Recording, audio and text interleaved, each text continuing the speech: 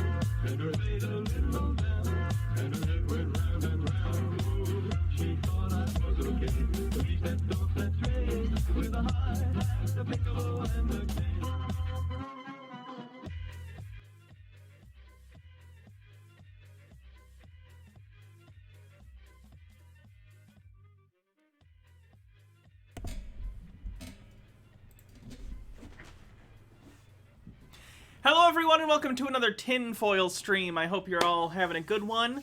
I hope the middle of your week is going well. PK the Lost, thanks for 18 months. That's a stream baby. This stream baby's name is going to be Angelica Simpson. They can't all be bangers, okay? I'm doing my best. What else? Nick with 45-bit says, so Coach Red Pill is still in Ukraine and S-wording for Russia. What an awful person, and that's all the Twitch TOS allows me to say. Raycheology with 100 bits says, in best Shakespeare voice, but soft, what alert doth yonder iPad wakes? It is the Twitch, and Hannah wrapped in tin. Arise, fair foil, and mock the envious cranks, who are already sick and pale with grief, that thou, a maid, art far more fair than they. Yes, I have too much time on my hands, and I am cringe.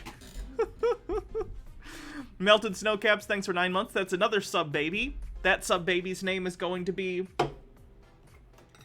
Hootie. Hootie and the Sub-Babies is the name of this sub-baby. Hydrate.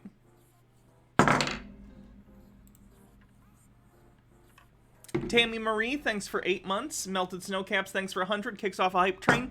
We didn't have Tinfoil Tuesday yesterday because I was spending time with Baja before I'm going out of town for a couple days. To go see a movie with Jake, like an hour and a half away, so I'm just spending the night there after D&D tomorrow. So this will be a good one. I hope you're all having a good one. Oh, hype train, 72% to level 1. All the same rules apply. We are playing bingo. We are doing tinfoil if we get to level 5 of the hype train, as always. Yeah, this episode we have some interesting stuff. CC's back doing CC stuff.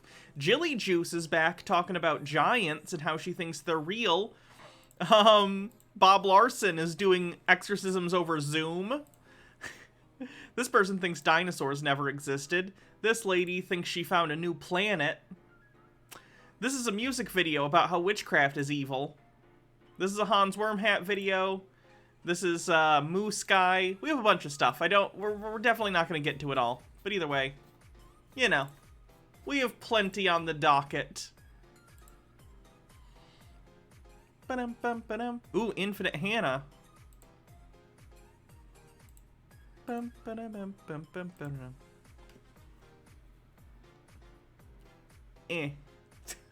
Better.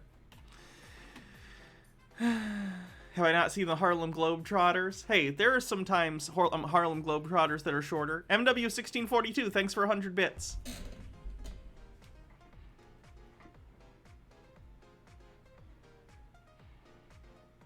Melted Snowcaps with 200 bits. I don't know how much you guys can even hear the music. I turned it down. My volume is different than your volume, so I can never tell exactly how loud things are for you, which is why sometimes stuff is too loud or too soft.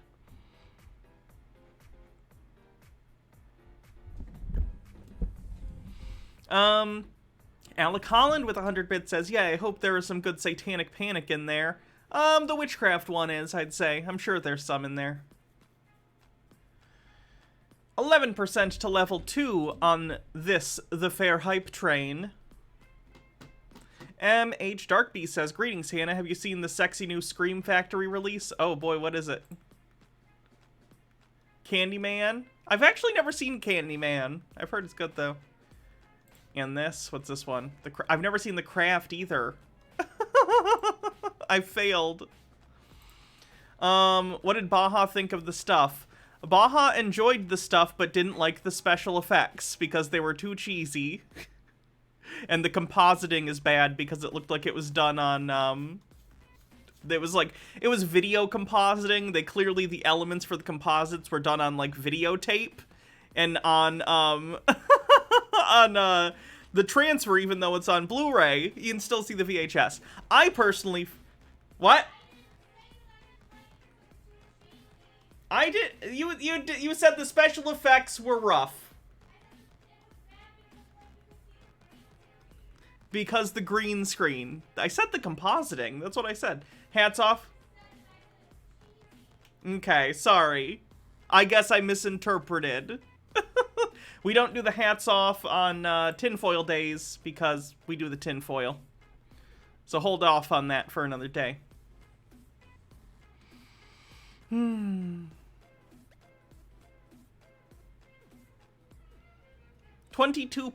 to level 2. Tomorrow we're doing D&D, so if you enjoy the Charisma Saves D&D, that will be happening tomorrow.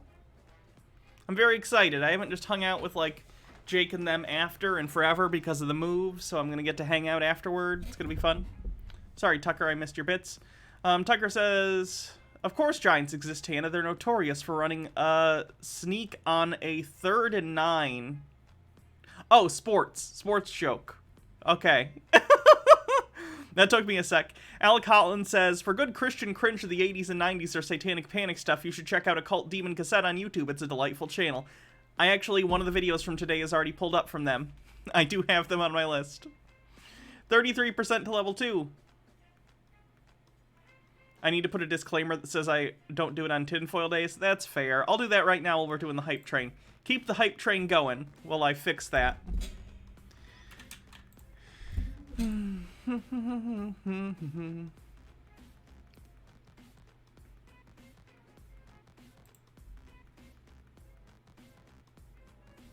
Viewer rewards, channel points, rewards, hats off, edit. Where's the asterisk?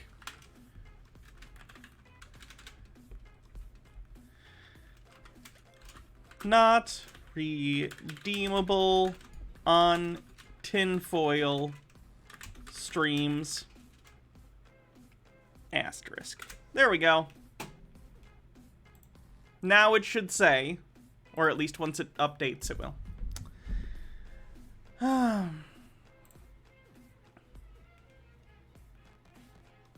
Rageology with 50 bits says compositing, green screen, it's color separation overlay in here, classic Doctor Who worship, in these classic Doctor Who worshipping parts, Missy. Hawthorne with 100 bits says, I really want to watch Child's Play again, but I'm trying to promote my business, so I never seem to have the time. That's a shame. The original Child's Play is fun. I have all of them. They're good. I like the Child's Play series. Panda Nom, thanks for 13 months, says, welcome to Wacko Wednesday. Alec Holland with 100 bits, thank you. Can I also disable the channel points rewards on Tinfoil Tuesdays? No. Because there are ones that we do use, like Hydrate. KR Goss, thanks for 100 bits. 91% to level 2 with 20 seconds left. We're very close to it dying.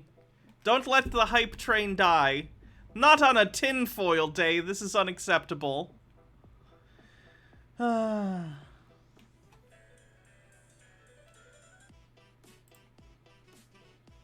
Hydrate. Wow, it died before level 2. Disappointed, chat. You want the hats off, not all rewards?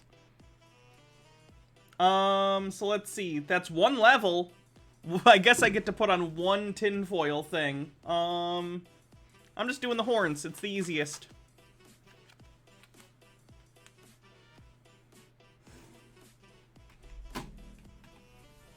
We are, in fact, doing bingo, so get your bingo cards ready if you would like. I missed Bit's message. It was to do another Chick Chat with Jake, do a Demon's Nightmare. At some point, probably. Alec Holland says, my wife loves you, if that makes you feel any better. I don't know your wife. Thanks, then.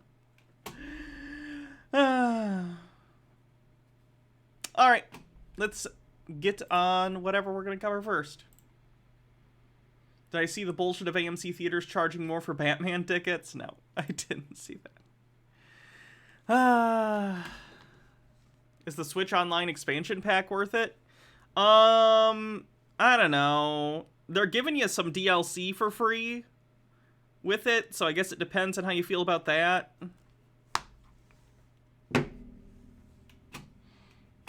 Alright, let's start off with... We'll do a classic. Let's start off today's tinfoil stream with our good friend, Chris. Chris, of course, known colloquially on his channel as CC, Chris from New York here, or whatever place he's from. Westchester County. Chris has another video, and he's still complaining about flat earth and basic health guidelines and all the things he normally does when he's an old man ranting at clouds. So let's go ahead and take a look at his most recent video, and he has another one as well. We might take a look at that. Good morning, good evening, good afternoon, wherever you may be. CC here, Chris, from New York, Westchester County. It's 2:27 22. Sorry I missed that. Historic day 2222. Interesting numbers. Anyway.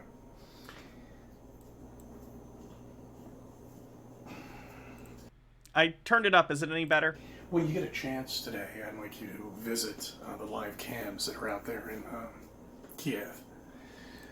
I can turn it up a little bit more if you need it. Let me do. I'll turn it up a little bit more. And I want you to take a look at them. And you tell me, where are the bombs? Oh, Chris, there's literally footage of stuff exploding in Ukraine. Let me guess, Chris is a Ukraine, like, Russia invasion denier? Oh god, Chris, my god. Oh no, that's a new one. Okay, Chris, no, I've literally seen video of large bombs going off in Ukraine.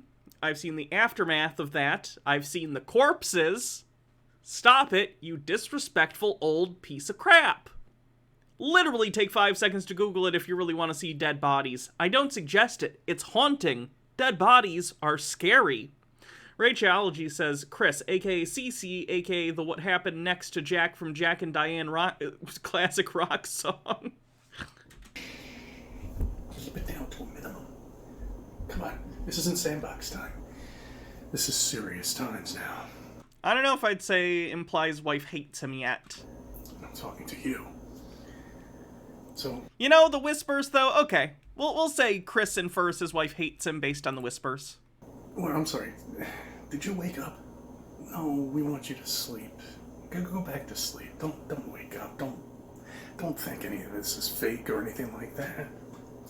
No, we need you to sleep. We need you. Chris, innocent people are dying, you fuck.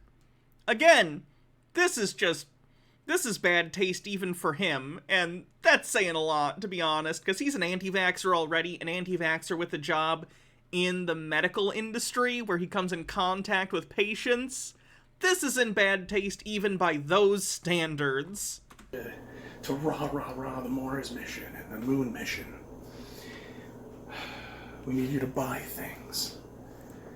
We need you to be trained. Like the trained rat that you are. Sorry. That's what we need.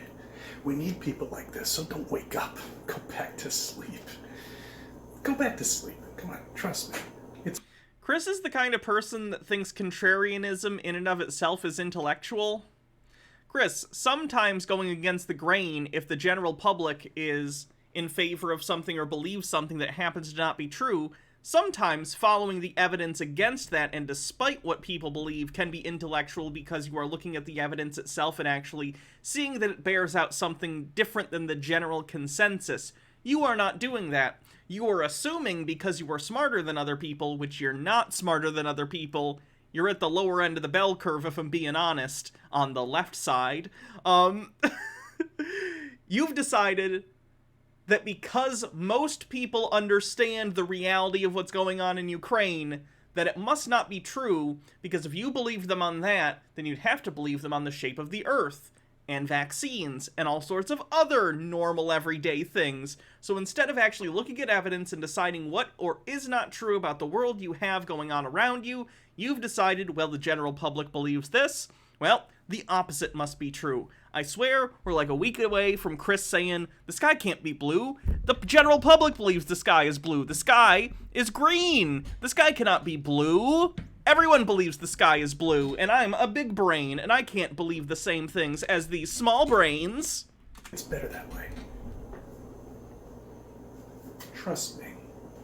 Are there people out there who don't believe World War I and World War II happened? Hans Wormhat. Hans Wormhat, who we've covered before, doesn't think World War II happened. He also doesn't think the transatlantic slave trade happened, so... Devious Shilster says, I seriously wonder, in these guys' tiny Teflon brains, does anything bad ever actually happen? How the hell in the entire world hiding the fact that this is fake, but they're the ones who somehow sussed it out? But somehow a gigantic race of otherworldly lizard people or some crap is taking over the world, and this group of people can't stop them despite finding out all their secrets. What? It doesn't make sense. Again, It's not about making sense, it's about them feeling special. They feel the need to put themselves above others because of some insecurity. It's really weird. It's a horrifying psychological defense mechanism that destroys people's lives. iMiracle says, did you see But I'm a Cheerleader musical is being made? I didn't. I love that movie, so that'll probably be good. And Muddy says, hello, Hannah. Your boy got a root canal, so thank you for existing so I don't have to focus on the pain. Oof, hope you got some good meds. Go back to bed. Curl up to your pet rock, or whatever it may be. Enjoy yourself. Chris, pet rocks haven't been a thing since, I think, the 70s. You'd probably find them online or in some novelty shops, but that was a fad in the 70s. Like 50 years ago. Continue watching turtles and cats chasing dogs on YouTube. Because we need you to do that. Okay, so don't wake up. Don't become smart and intelligent. Don't become one of the smartest people in the world. When you figured out that we're standing still, that we're not moving. We are moving, Chris, relative to basically everything else in space. Motion is relative. We are moving relative to the sun, yes. Hama, the RC, no. God, it's like vanity license plates. I can never do these. Hamither Sig, thanks for 2 months. Let me know how to pronounce that. That everything's stationary, that space is fake. Ah, that's right, it is. Well, those planets you see up there, there's nothing but an amazing light show. Holographic sun moon. That's all it is. When you go to the Hidden Planetarium, On the bingo card, obviously. what do you see? Planets, stars. Can you land on them? No, you can't. Chris, that is literally a projection. I guess I don't know how the Hayden Planetarium one works. I think usually they're like projections on the ceiling or whatever. I've been to planetariums before. There's a planetarium in Michigan that I'm sure there's multiple, but I went to one in middle school or high school, I don't remember, as a field trip. They're cool, they're fun, but they never pretend to be anything other than that, Chris.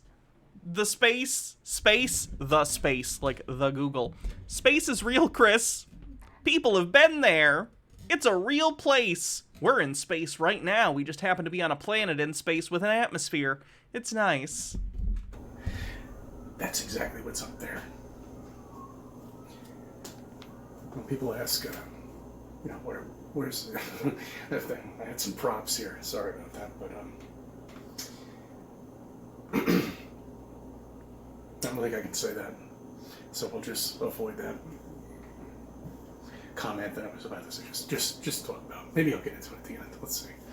Say it, bitch. Powered by ZPM says, hey Hannah, I've been watching you and Jake's YouTube videos for years and finally decided to cave and get Twitch so I could watch you live. Happy to be here. Well, I'm glad you're here. Welcome. So people ask, where's your channel going? Where's it going? Where it always been. Flat Earth. When are you going to close your channel? Never.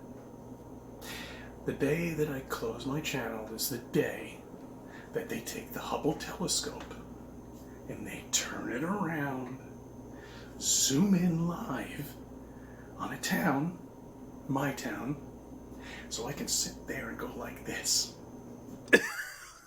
He's so proud of himself! Chris, why would they do that? What? Why would they need to do that? The Hubble telescope was designed for seeing things in deep space. I don't even know if it sees the visible spectrum. Like, I don't know what spectrum the Hubble actually sees. It's taking in light, but it might not be visible light. I don't know how it works. The point I'm trying to make is, Chris, if they pointed it towards the Earth, they wouldn't see it like a normal camera, most likely. And there's no reason to do that because the vast majority of the people on the planet aren't conspiracy theorists who don't understand the Earth is round. Or put a camera on top of a rocket. They're literally... What? Hold on. Rocket takeoff camera on rocket. This exists, Chris. This is literally already a thing that exists. What are you talking about? They put cameras on rockets. What? You can see it go to space, Chris, in real time. What are you talking about? Look, here's another one. This is like a common thing. What? Chris, what are you doing?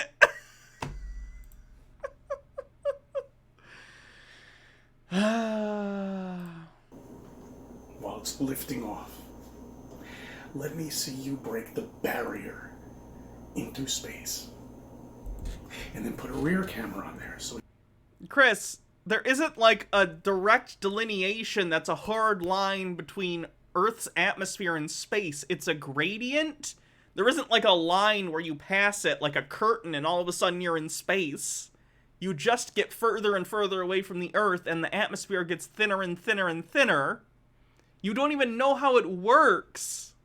We can see Earth slowly disappearing. But they'll never They've literally done that, Chris. They have literally done that. do that. No, Chris has great hair, I agree. If his sense of reason was even half as good as his hair, he probably wouldn't be a flat earther.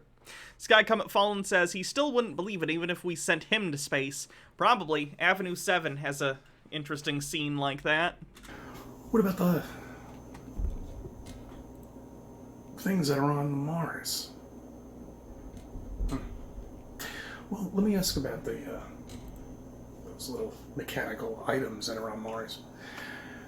What kind of camera are on those? Probably custom ones built by NASA. Sky Comet... Oh, no. Will, I am not okay, says, is he talking so quietly because he doesn't want his wife to hear his BS? Probably. Hydrate.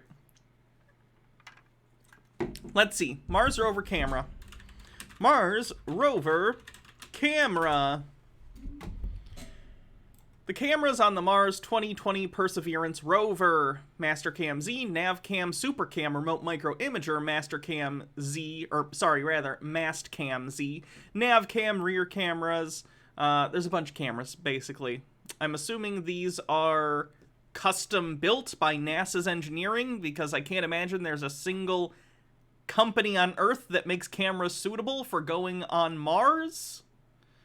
No, I wouldn't say this is an understand how cameras work. Although I think he says a thing in a second that is not how cameras work. Astro Fox says, Hubble's visible spectrum and visible satellites were actually used as spy satellites a couple decades ago. A similar spare spy sat that the DoD gave to NASA is actually going to launch soon. That said, Hubble is way too busy doing science and booked solid, and they aren't going to waste time looking at the Earth when they could be doing important science on an aging telescope. Cool. I'm very excited about the James Webb telescope that went up back in December. I think they're still calibrating it. But everything's gone well so far, so that's nice. But yeah, you can find technical specs. They're custom cameras that NASA had built. It should be equipped with the highest type of technology that you could possibly ever imagine, correct? Sure. Better than the technology that I have? Correct. Oh yeah, here he says the stupid thing. This is gonna be doesn't understand how cameras work. Spare Keys says, as someone who is studying and going to college to be a historian and evolutionary biologist, I absolutely hate guys like this who deny historical fact and reality. Not just for their ridiculous conspiracies, but also because many of them also tend to harass and target many in historical and biological fields of work. Glad you're highlighting people like this and their bullshit. Well, thank you. Like this? I hope seeing it in this form makes it more entertaining than frustrating, although I'm sure there's plenty of frustration to be had. There should be a camera on all those little rovers that are on Mars.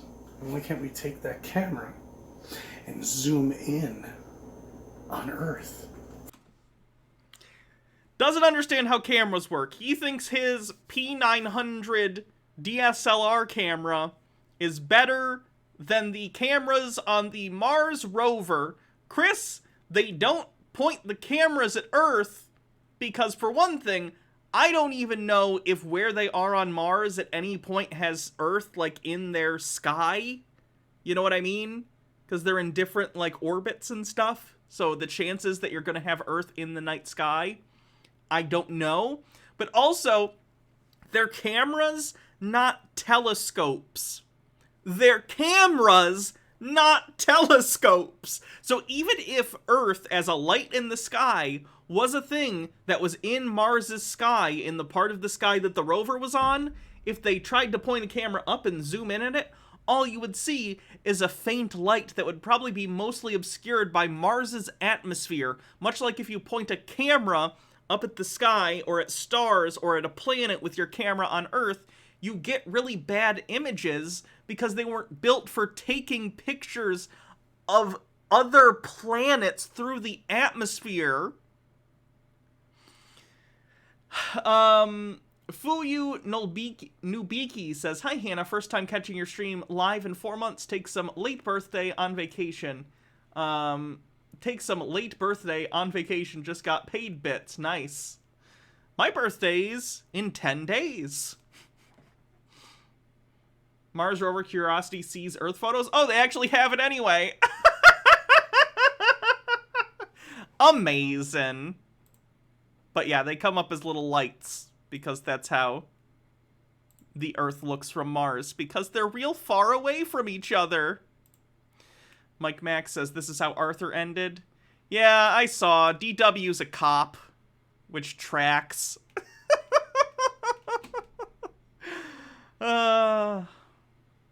Arthur grew up to be a hipster. From Mars. Why can't they do that? I mean, I have the technology right here.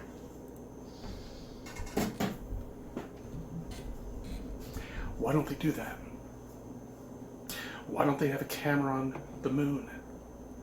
Why isn't there a fucking rover on the moon? I think there is. I just think it's not American. Let's see. I could be wrong, but didn't India try and put a rover on the moon a while ago?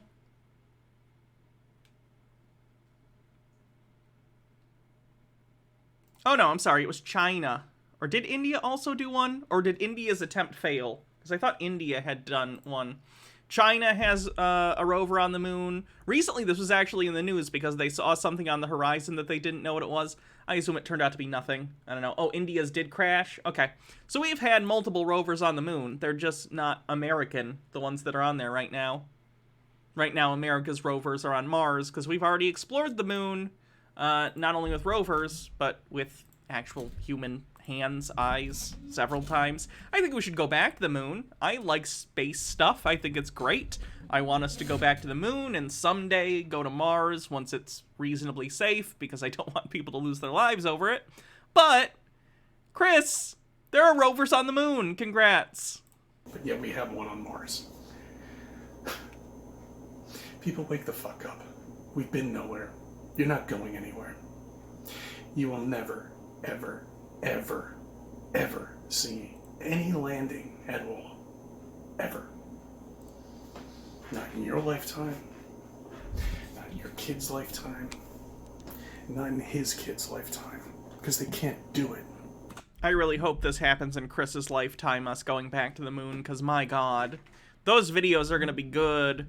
The week after that, like, we go back to the moon, that's going to be a good tinfoil stream. Spare Keys says, it'd be funny if that unidentified thing was just another rover. Unlikely. It would be funny, though. Can you call this guy depressed? You could. You don't know him, though, so I don't think that's fair, but... This guy Comet Fallen says, his view of reality is depressing. How does he think it's appealing? I don't know. And it's not even about appealing for me. It's just not based in facts. Our technology's too much now. They can't play it off. Okay? We tear apart the ISS. We tear apart the so-called satellites that are up there being held by... The ISS has been up there for decades. They are planning on retiring it soonish, just because it's running towards the end of its lifespan. There are other space stations up there. China has a space station. Russia has a space station. Yeah, I don't know. I hope there's another project like the International Space Station that happens eventually, but yeah, they're gonna deorbit it at some point, and it'll come down and crash in the ocean and be destroyed. It's sad, but, you know, it provided a lot of use for the scientific community. It's a cool thing. Muddy says, CC kind of sounds like he's about to cry in some parts of this, so I made this pain med inspired fan art. Everyone's stupid except me. CC. Oh god, it doesn't show up on camera. Shoot. How do I get this to show up? Is it visible there? It's a little better.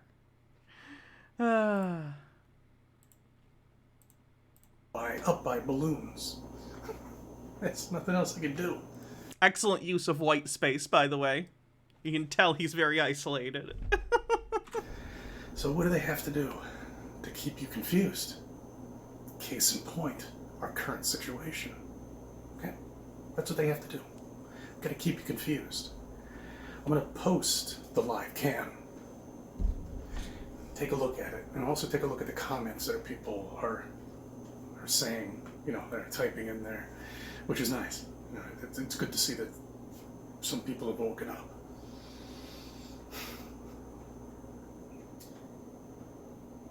Do you know anybody in Russia?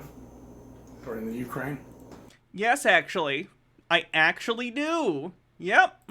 I bet if I call one of them up right now. There's an audience member that I have that has family members in Ukraine. Thanks for asking, asshole. Don't worry about it, Chris. Come on, we're making some smash burgers. This guy's an ass.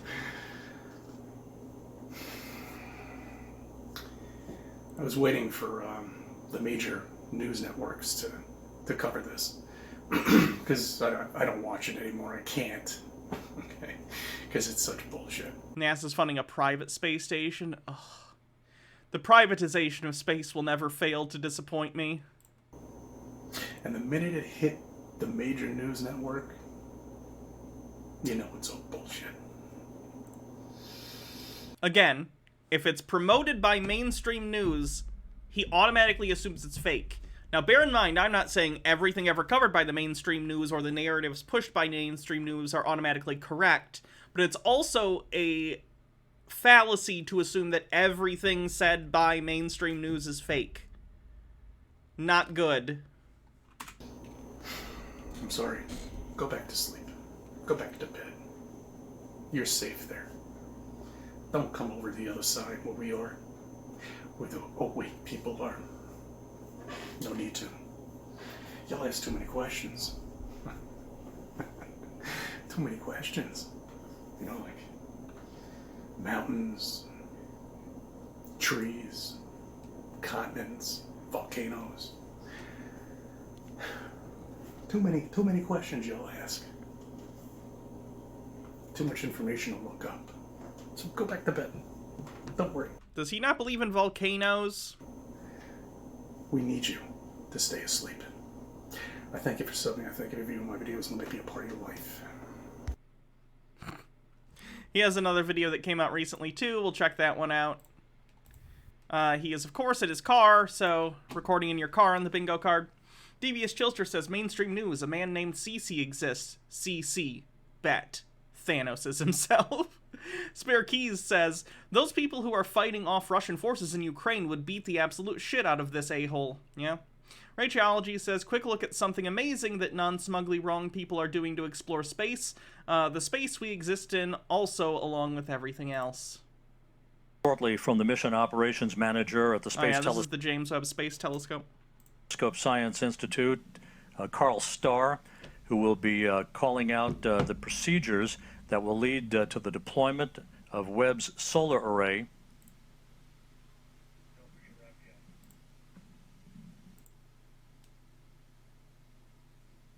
This is a separation. Was this back in December, or is this one of the more recent things they did? Very cool. Oh, Mr. Whiskers says, volcanoes are too round to be real. Good morning, good evening, good afternoon, wherever you may be. CC here, Chris, from New York, Westchester Oh, his wife isn't in the van with him, so he's talking much louder. County. It's 3/2/22. We're in March, guys. Thank fucking Lord. You know why? Because I hate the month of January. January is like a month of Mondays, okay? He knows there's a month between January and February, or January and March, right? Hydrate.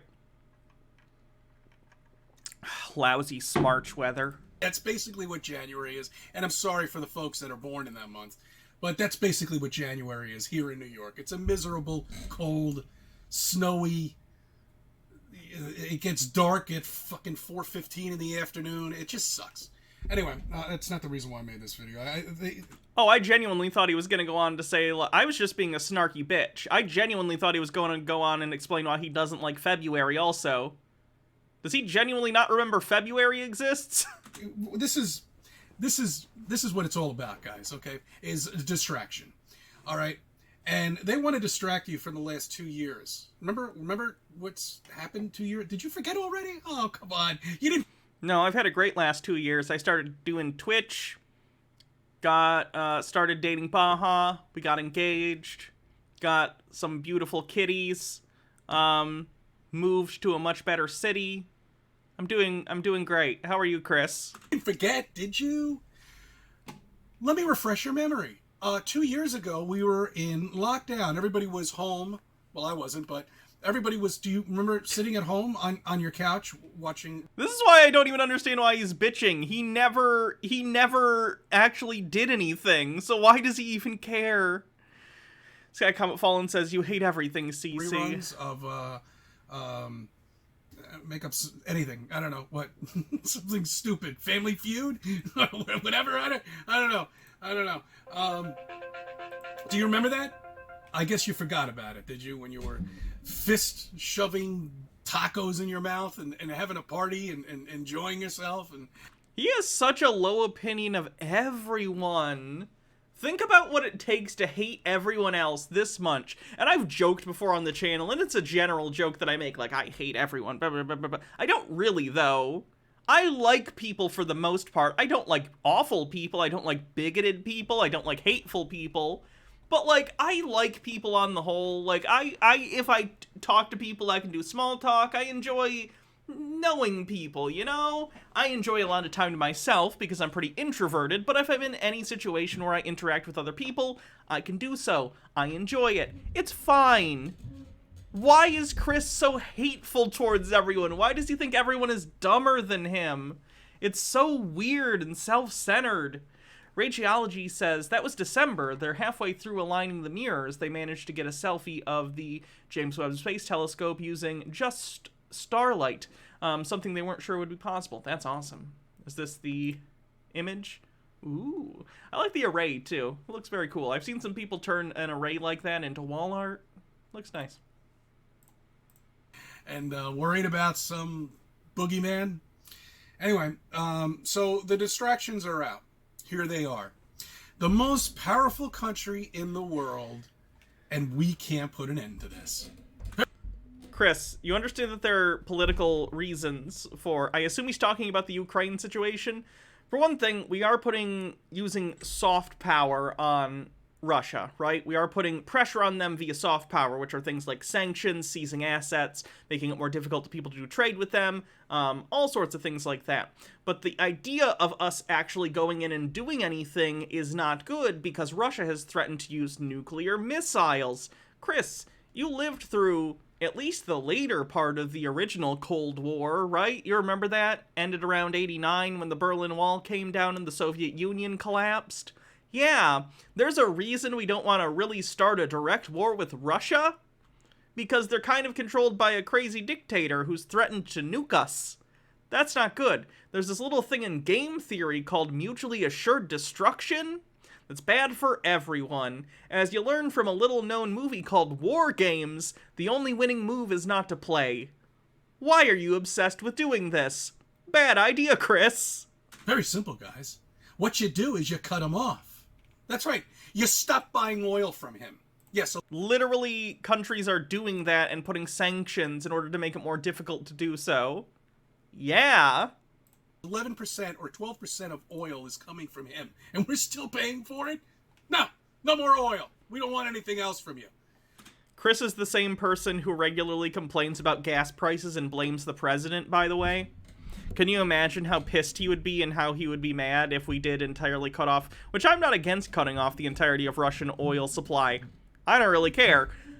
But also, Chris is the first person to complain about gas prices and inflation, so I guarantee if we do that, he's gonna immediately turn around on his opinion here and say, why did they do that? That's stupid.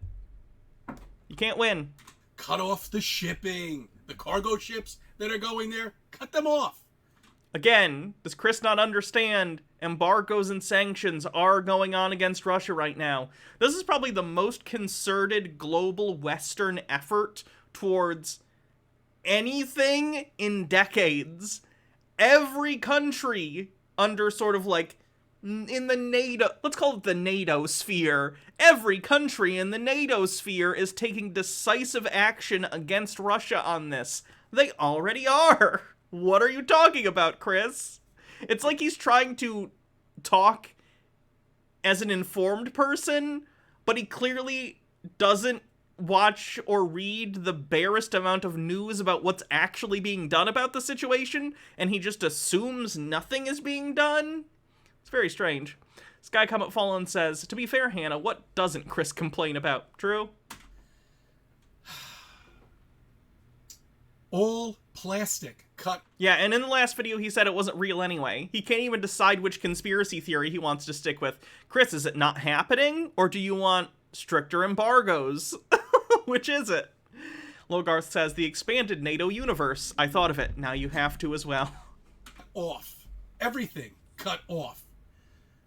I mean, it's a no-brainer, guys. And that'll put an end to this. But since we have this idiot in the White House, which he doesn't even know what the hell's going on. Is he still on vacation or is he back yet? I hope he's... He literally did the State of the Union last night, Chris. Good. Does he not even know the State of the Union happened? Because this video came out today. He just filmed it. He really has done such a fine job so far. He's proven to be the worst president, I think, in all of the history of this country. Chris, name 10 presidents that didn't happen during your lifetime. Go. Congratulations. Well done. I'll even get, he can do Washington and Lincoln. He can have those ones. He can have FDR. He was probably alive for JFK. I don't know though. Name them. Go, Chris, go. You know what really bothers me is now they're going to start blaming the gasoline on this bullshit. You know, it didn't even take a whole other video for him to complain. Spare Keys says, by the way, something else happening. Finland is considering dropping neutrality and joining NATO for good reason. Yeah. that's what they're going to start doing. You know, but little do they know. Do you remember it's been going up ever since he's walked through that door? Gradually going up. Chris, gas has been going up for a multitude of reasons, some of which involving inflation, which is the result of pandemic stuff, and the other is that gas prices were incredibly low during the pandemic because there was much less travel going on, and now that travel is starting to increase yet again, the demand is up, so the price goes up. That's like basic economics. Day by day, going up, week by week, month by month, whatever it may be. Okay? So that's how you finish this. That's how you end this. Okay? Escalating into a third world war. It's all bullshit, guys. It's all bullshit. Unfortunately, people will die. Okay? For no reason at all, and that's what these sickos do. Okay? That's what they do. And that's what pisses me off. That we know this is all there for show. We know it's all there for bullshit. But people do lose their lives. And unfortunately, we had it here in 9/11.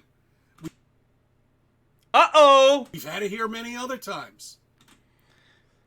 Oh, God. Chris is a 9/11 denier.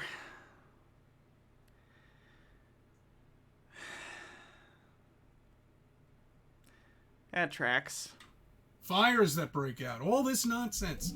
All of the distractions. Okay, so now distraction 1 is gone. Distraction 2 is now here. Distraction 3, what do you think it's going to be?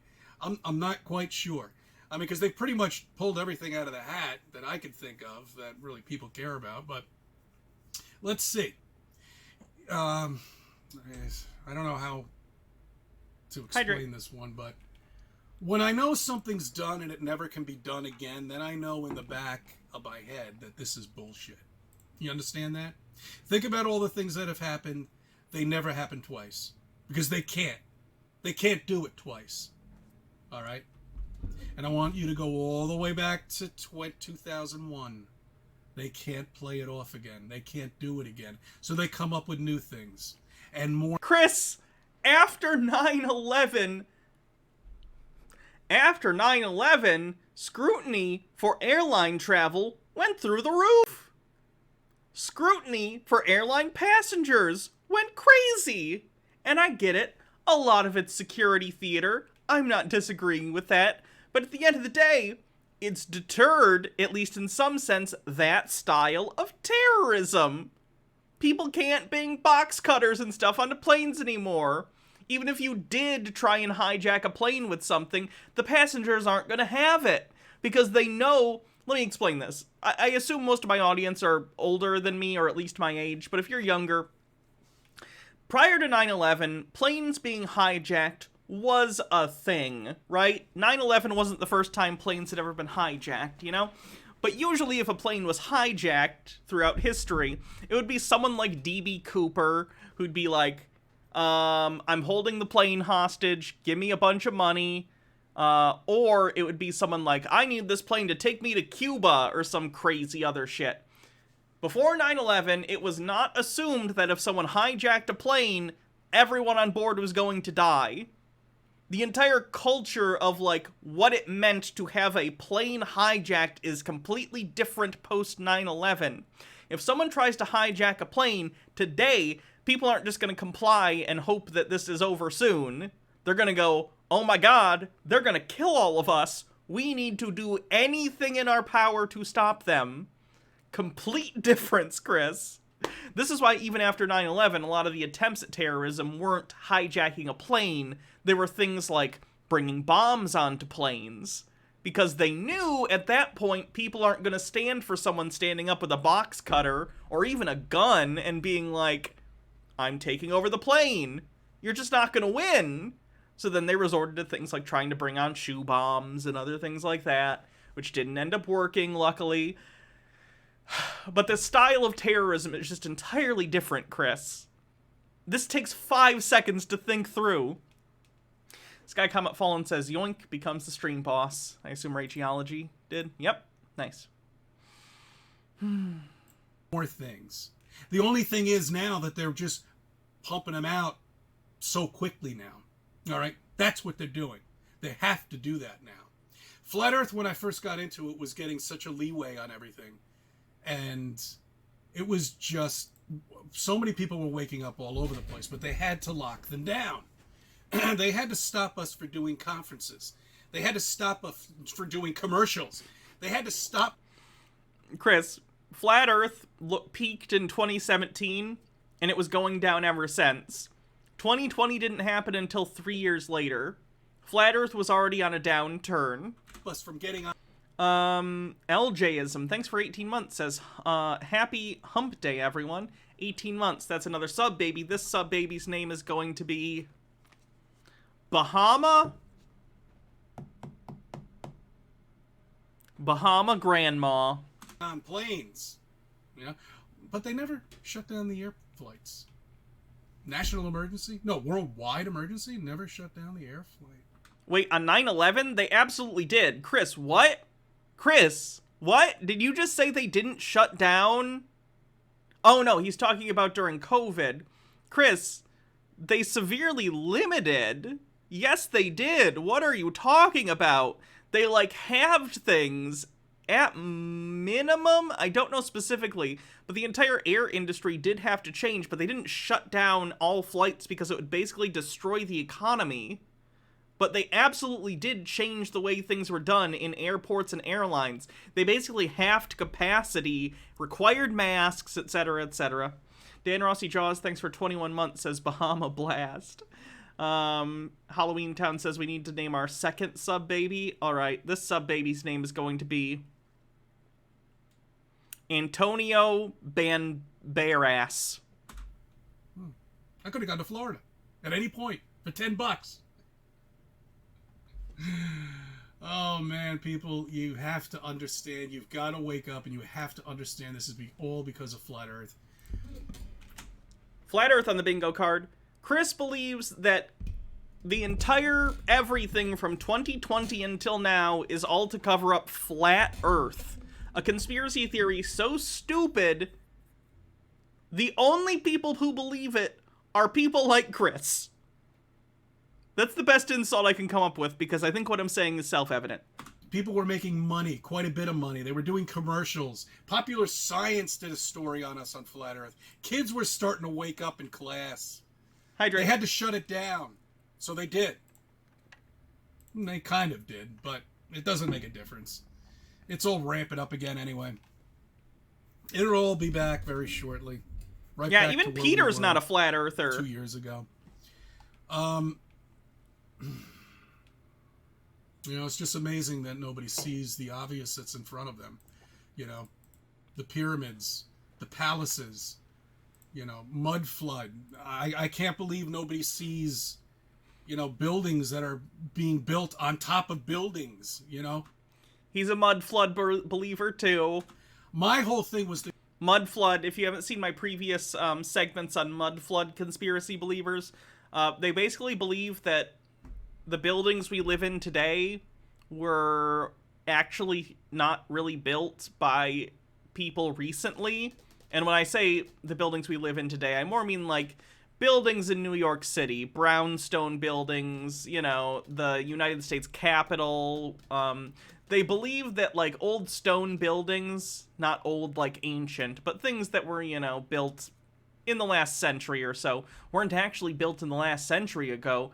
They're actually ancient Babylonian buildings that were hidden due to a mud flood, which is basically things getting covered by mud and then solidifying, and then were unearthed, and then people just started living in them, and somehow everyone forgot about this and never wrote it down. Yeah, it's a weird conspiracy. Mr. Whiskers says, mud flood. H-Baird says, we need to find these flat earth commercials, right? You might be talking about the Google one, because there was a Google commercial that I think played at the Super Bowl one year, and it scrolled a bunch of weird searches really quickly on screen, and one of them happened to be flat earth, because this was when, like, people believing in flat earth was a big, like, interest story, human interest story on news networks, like, oh, did you hear this weird thing? So I think it came up in their commercial briefly. Fraggled Rock, thanks for 14 months.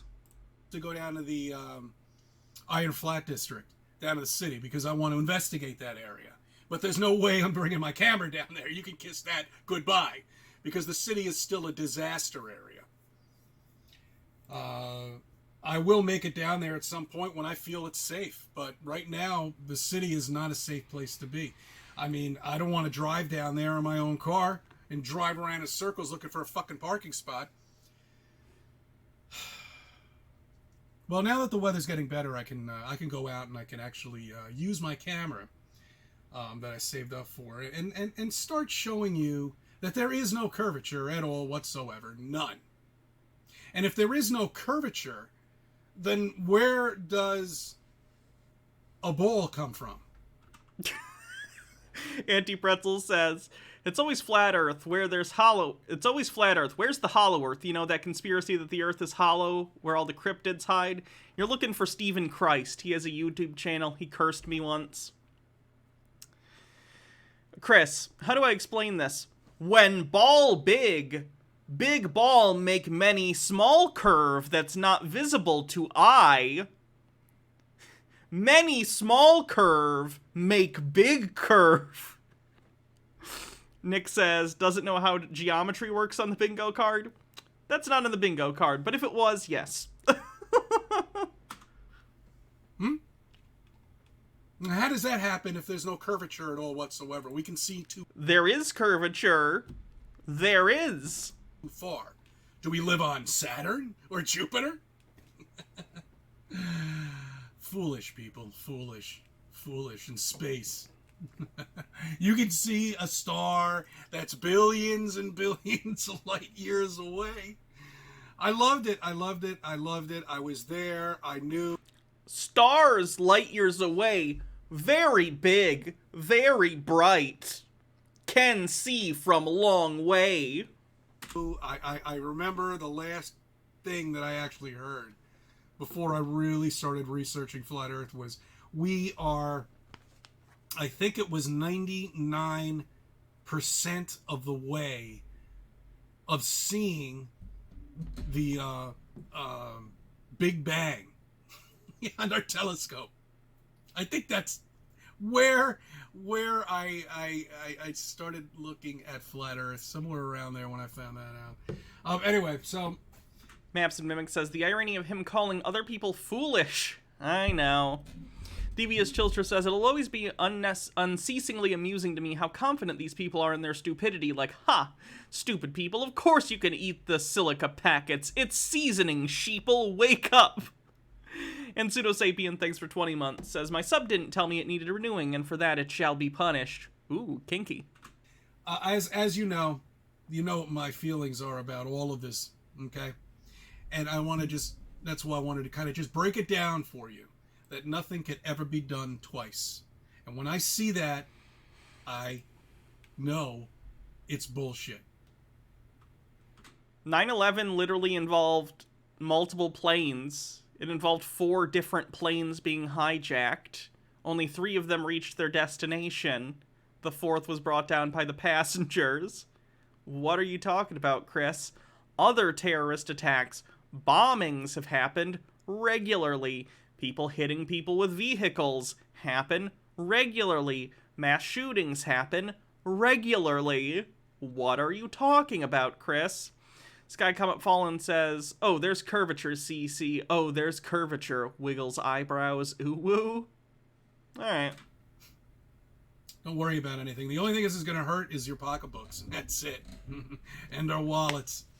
You know, that's where it's going to hurt all of us. And it already has. You know, you realize those prices that you have at the supermarket are based on 55 gallons. I mean, $55 per barrel for gasoline. When that gets up to $110 or $100 for crude oil, not gasoline. $120. Crude oil then needs to be taken and refined into gasoline. Do you realize everything skyrockets because we're so dependent on fuel? And Chris, you literally said at the beginning of this video you wanted them to cut off all Russian oil, which I didn't even disagree with, but it's going to come with consequences, those consequences being an increased price in crude oil, which will increase every derivative product down the line, and all industries that subsist upon that, which is basically all industries because they need to be transported somewhere, and in the United States, the vast majority of transportation of goods are done via trucking, long-haul trucking, which requires gasoline. Hydrate.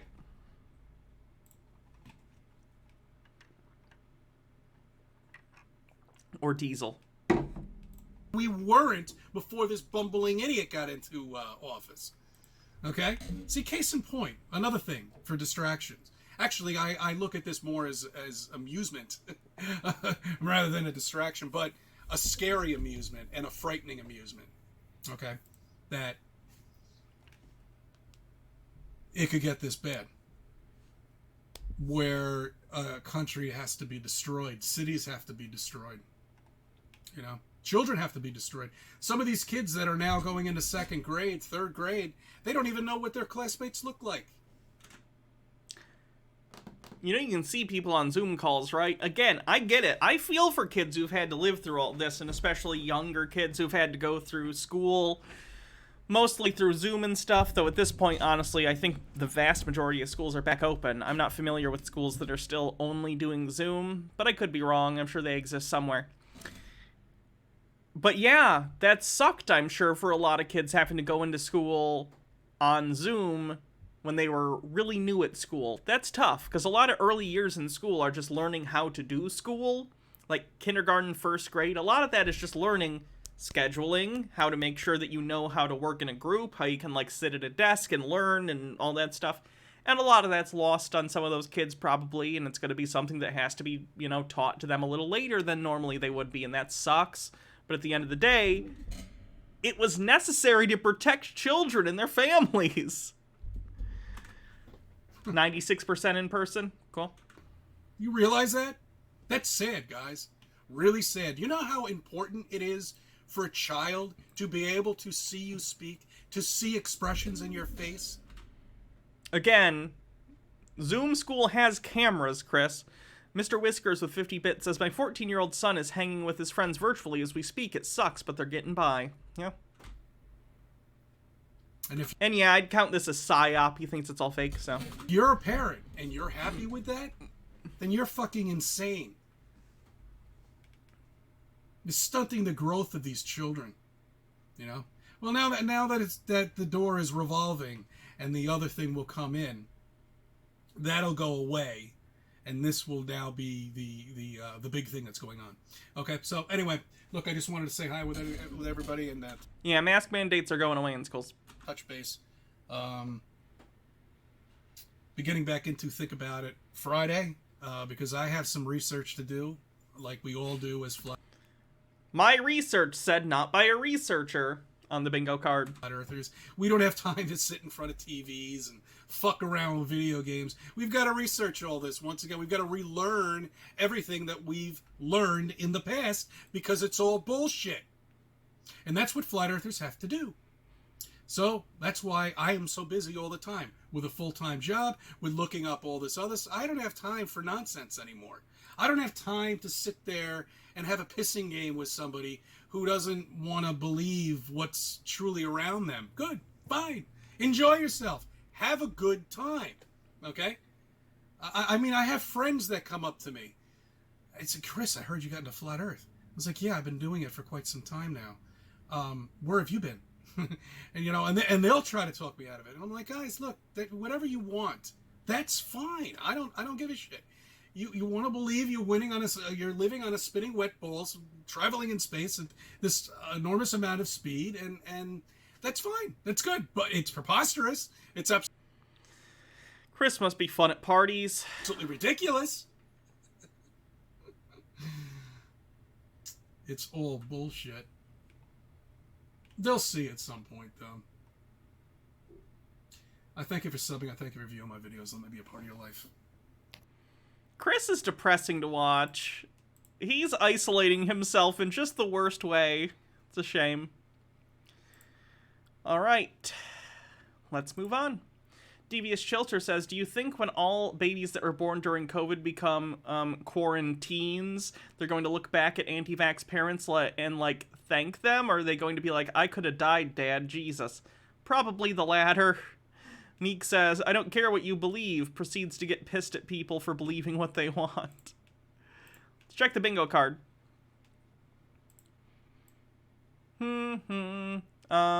Let's see. Do your own no, that was not the right one. Not do your own research, the other research one. Someone doesn't understand cameras.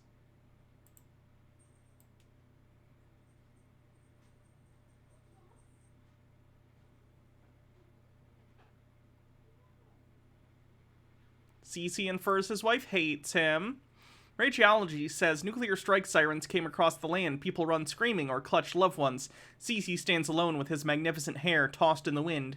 He points at the swiftly growing dot in the sky and speaks, wake up, fools. It's all right. It's just lasers. It's just, silence. PSYOP. I think that's it on this page. What's Jezebel? There's a guy we watch named Bob Larson who does exorcisms, and he constantly thinks Jezebel, the biblical, or a biblical character named Jezebel, is in people.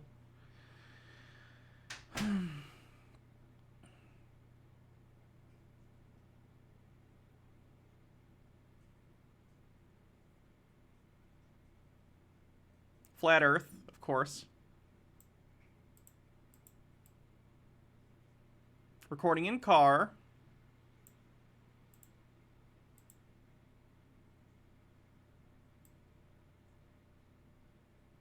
My research said not by a researcher. I don't think that's not how science works. Not yet.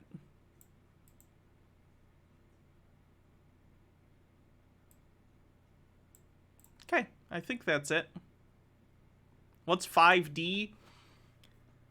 Oh boy, people are asking what all these things are. Just don't worry unless they come up. I can't spend all every stream explaining what the spaces mean to people. I'll tell you if they come up.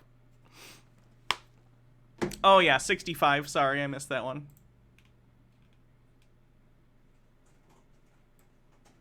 Holographic and or fake sun sky.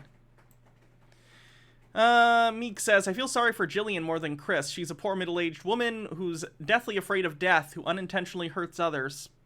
And Puka said, 200 bits. You thought you said 5G. I mean, 5G is 5G. It's like the cellular network. Let's do this one real quick. This one's kind of sad. This is from Gina Maria Colvin Hill, someone we've watched a few times before. And this is her, boy, if we didn't already have doesn't understand how cameras work, this would do it. She believes she's found the planet Nibiru, which is also on the bingo card. So Nibiru on the bingo card. See if we can spot it. Hello. I've stuck my clip-on lens onto my iPhone, is what I've done, and you can see that it's picking this up.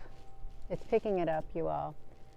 And it is a lot bigger than it used to be when I first started this right here. If it wasn't so smeared in the sky. Can you see it, guys? Steve with a Q with 130 bits. We would be able to see some other things that are picked up on here too, you all. But yeah, this right here it's actually in the sky, and what if it is Nibiru? Hello there, Applebrooks. What we're looking at, you all, is I've got my clip-on lens in. It's a concave lens. Look at how fast that planet is moving, and it's shaking along directly with how her hand is moving. It's crazy. Spare Keys says, has she never heard of lens flare? I guess not. But guys, she's talking about the lens flare. She thinks the lens flare is a planet. She thinks the lens flare is a planet. What is Nibiru? I'm glad you asked. Nibiru, also known as Planet X, is a conspiracy theory about there being a 10th planet in the solar system. Now, I guess 9th now that Pluto isn't a planet. It used to be the 10th planet when Pluto was still a planet. From what I understand, there are speculations that there could be based on some gravitational readings, but we don't know, and we've never discovered anything that proves that there is a planet on the outside of the solar system.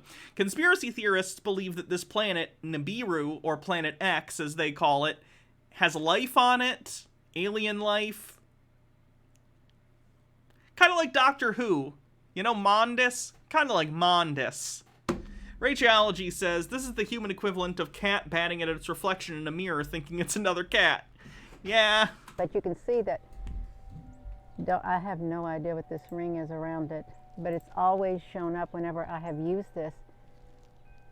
And it depends on where I'm standing at, what elevation in my yard, that it's going to show up the best. And it shows up right here at a high... Wait, is AutoMod down again? No, it's working. Higher elevation, you all, right here it does. And you can see it is moving. But... does it only move when you move the camera, Gina? MMO Addicted says, I managed to secure transport to the border for my godson, his little infant sister, and their mother. I'll have to pick them up this weekend and secure clothes, lodging, and bed, and a stroller, everything else. I won't go into detail in the transport costs, but it was expensive enough that I don't know how I'll pay my bills this month. I told you before, if you make a GoFundMe, we will promote it.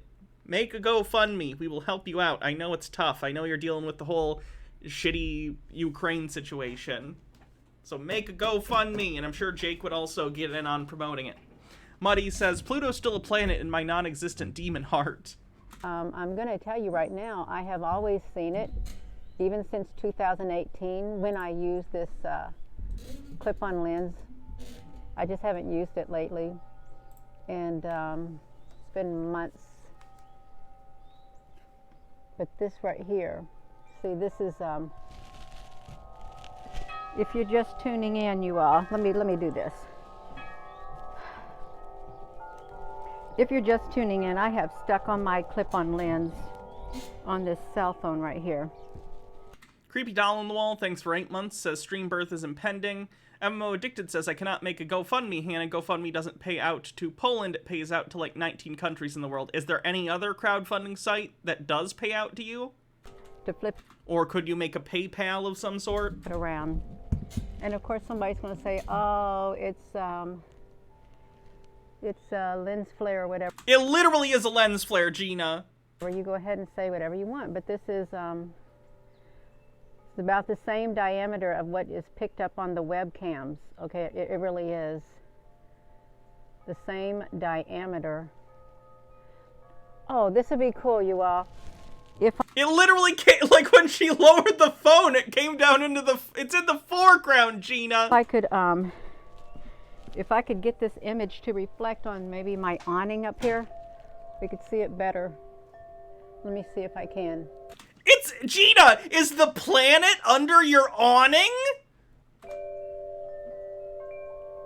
Yeah, like that right there. Well, if, it's up to you, but I'm sure if you posted your PayPal, people here and elsewhere would be very happy to donate to you. But that's, of course, up to you. Sky Comet Fallen says, why does she think the furthest planet from the sun would appear bigger in the sky? How does that make sense? I don't know. Let me see. They've got the air sprayed, the sky sprayed so much is what they've got going on. And for some strange reason, you know, I used to be able to get a bigger view with my clip-on lens than I am right now. I used to get a bigger view, a wider view, even with my phone like this, but this right here is just, it's a lot bigger than it used to be. Okay, that's what I want to say. It's a lot bigger. And sometimes when I move this around, it captures whatever's in the sky. There was this like one dark thing. I don't know what it was, like I can't. It's something on the lens that's preventing it from glaring in the same way. Sky Comet Fallen says chemtrails, yeah. I can't explain what it is, you all, but you can see, look how this Chemtrails goes in the over, bingo and card. it's picking up stuff up there because it's going across the reflection of this in the sky. As I span it, it's like it's picking other things up around the sun, like dark things up there in the sky is what it's picking up. Can you see them? And I just wonder, what are they for this to be picking them up? Look at this. They're imperfections on the lens, Gina. They're things on the lens of your camera. Who the hell is Gina? She's, God, what else has she done? She believes in aliens and the 10th planet, like Nibiru, Planet X. Oh, yeah. H. Baird says, say what you want, but she lives in a far more interesting world than any of us do. Also delusional. She's delusional. What is it, like space debris or what?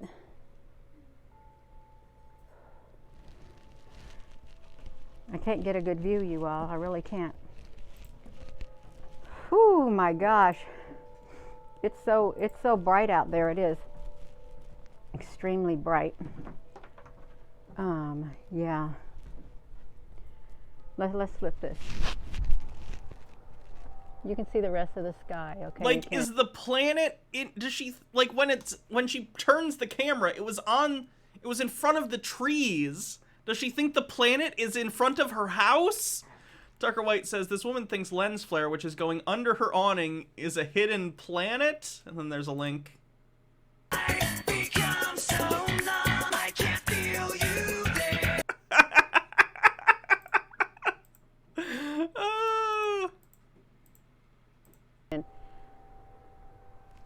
I just I wasn't going to use this. I quit using this. I did. Screaming at the Radio says, oh, Gina, honey, there's a very simple explanation. You're too stupid to realize how stupid you are. That's the explanation to everything you think you see around you. Let me see if I can, just look at this.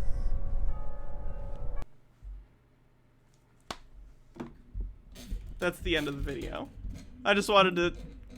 It's a quick video, but you know, what a banger. What an absolute banger of a video, Gina. Banger, I hardly know her.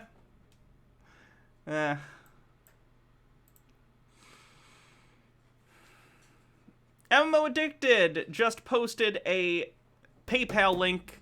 As MMO said, they're going through having to move family members, like godchildren, out of Ukraine, which of course we all know what's going on there. Please, if you can, donate to the PayPal link in the chat. MMO Addicted, feel free to post that as many times as you want during the stream. MMO Addicted has requested that we say, don't do more than you can afford. Yes. Let's take a look at the bingo card. Let's see. You're very beautiful. Thank you. Did you put blush on? No, Oh, that's my face. it looks very nice. I love you. Hello, everyone. I'm Planet- in love with Hannah. They can't see you. I don't care. Planet X and Nibiru, Why can't they see me? because I'm on this screen. Oh, well, I'm in love with Hannah, so... You were just posing, so I was letting you know. What else? Just looking at you.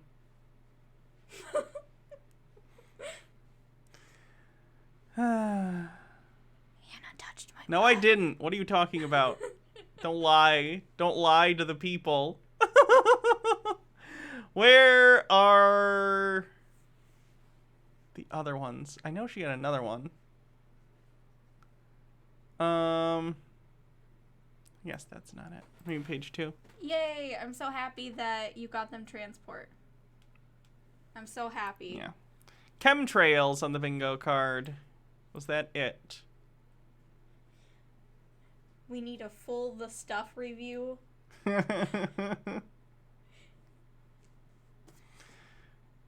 Alright. Back on the camera. Tell us what you thought of the stuff. I liked the stuff. I liked the plot, and I liked the actors, and I really enjoyed the idea of, like, this consumerism thing, like, you know, invading you and turning you evil. It reminded me very much of, like, a Goosebumps type story. I thought that the actual, like, practical effects, like the makeup that they used when their faces were getting warped and stuff, was really fun and really good. I liked that.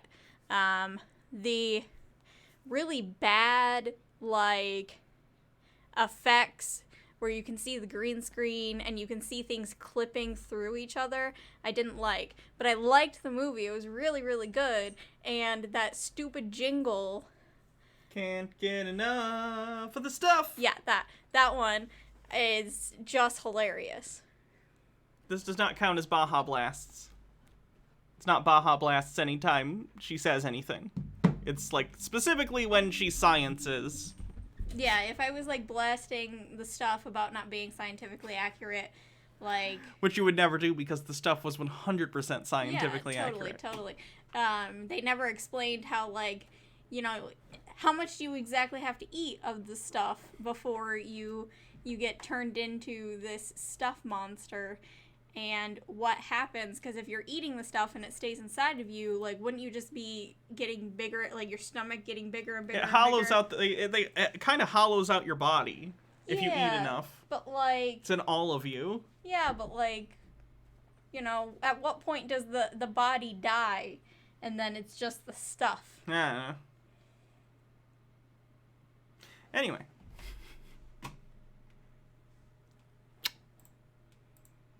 Oh god, jelly juice. Jelly juice.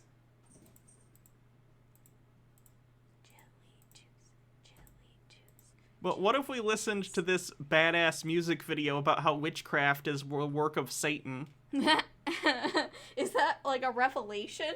Is that something new? I guess. The thing's over here.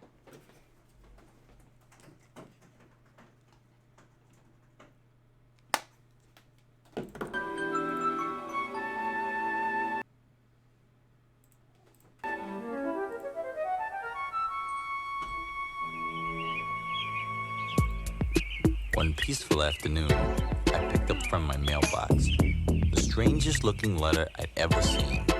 A chilling little envelope bordered with Watch Society sometime. I own Society on Blu-ray. flying bats. Don't tell Baha anything about Society. Yeah. She hasn't seen it. So, wait.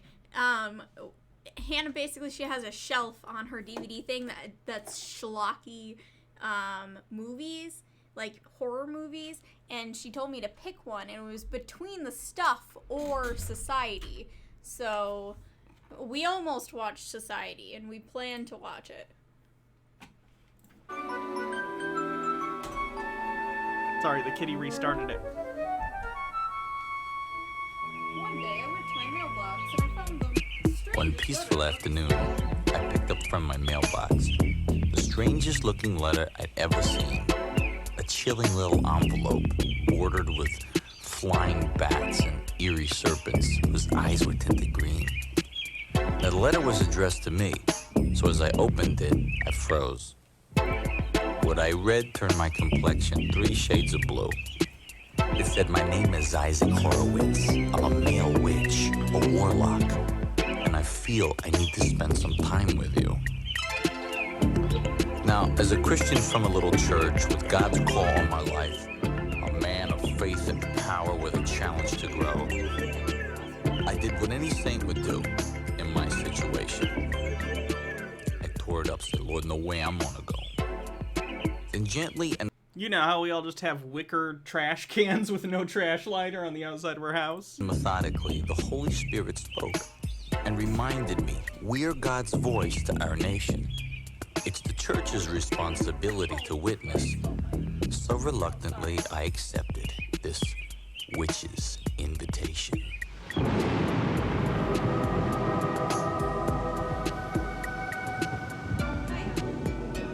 He had the house you'd expect, the old English cottage, a Nightmare on Elm Street special right to the core. The overgrown ivy, the gate that creaked when opened. Somehow you'd expect Freddy to answer this door. The doorbell rang a hollow gong, the knob twisted then opened, and Isaac stood before me with a grin. His jet black hair and well-trimmed beard flowed with his black silk clothes. My skin crawled as he said, "Please, come on in." It'd be funny if it was just like an older gay man who was just trolling for some hot man ass. And he completely misunderstood the letter. Hey, maybe he didn't want the ass, he wanted the dick. Okay. Maybe he's the bottom. He could be the bottom. You're right. I shouldn't judge. His house was filled with every occultic symbol you could fathom. Hanging pentagrams, horoscope signs, a Ouija board, and Dungeons and Dragons Oh no, he played Dungeons and Dragons! He's a bottom. games set on the table. A crystal ball with an incandescent shine. Then graciously he handed me some steaming herbal tea. He has too much of a clear aesthetic to be a top. Steaming herbal tea? That was clearly dry ice. Fennica Gegami, thanks for 2 months. Its presence caused my memory to jog. If he DMs, he might be a top. I thought of every horror flick I'd seen when I was a kid and thought, man, you drink this stuff, next day you be a frog. Then he led me to a high-back This isn't even a song at this point. It's just he's telling a story to a bad drum machine beat. chair as he meticulously began to unfold his scenario with evil patience. Oh, this is definitely a hookup. Was even a giant leather All right, here's our safe word. It's a lot. bound book jammed with newspaper clippings. Thus the reason for this witch's invitation. With eagerness, he pointed to each article. He's got the pewter wizard that Dwight wanted in that episode of The Office. With pride, he said, "I healed this." For the record, this is from like a Christian tape. I'm sure it's supposed to be tongue-in-cheek, but this is really about how witchcraft is the work of the devil and you should not take part in it if you are a Christian. Raven says, my friend told me that D&D gives you the gay. Who's your friend? Tipper Gore.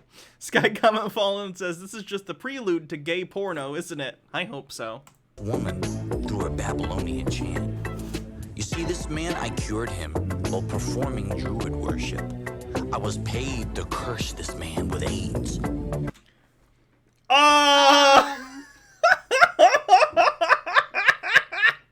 Uh-oh.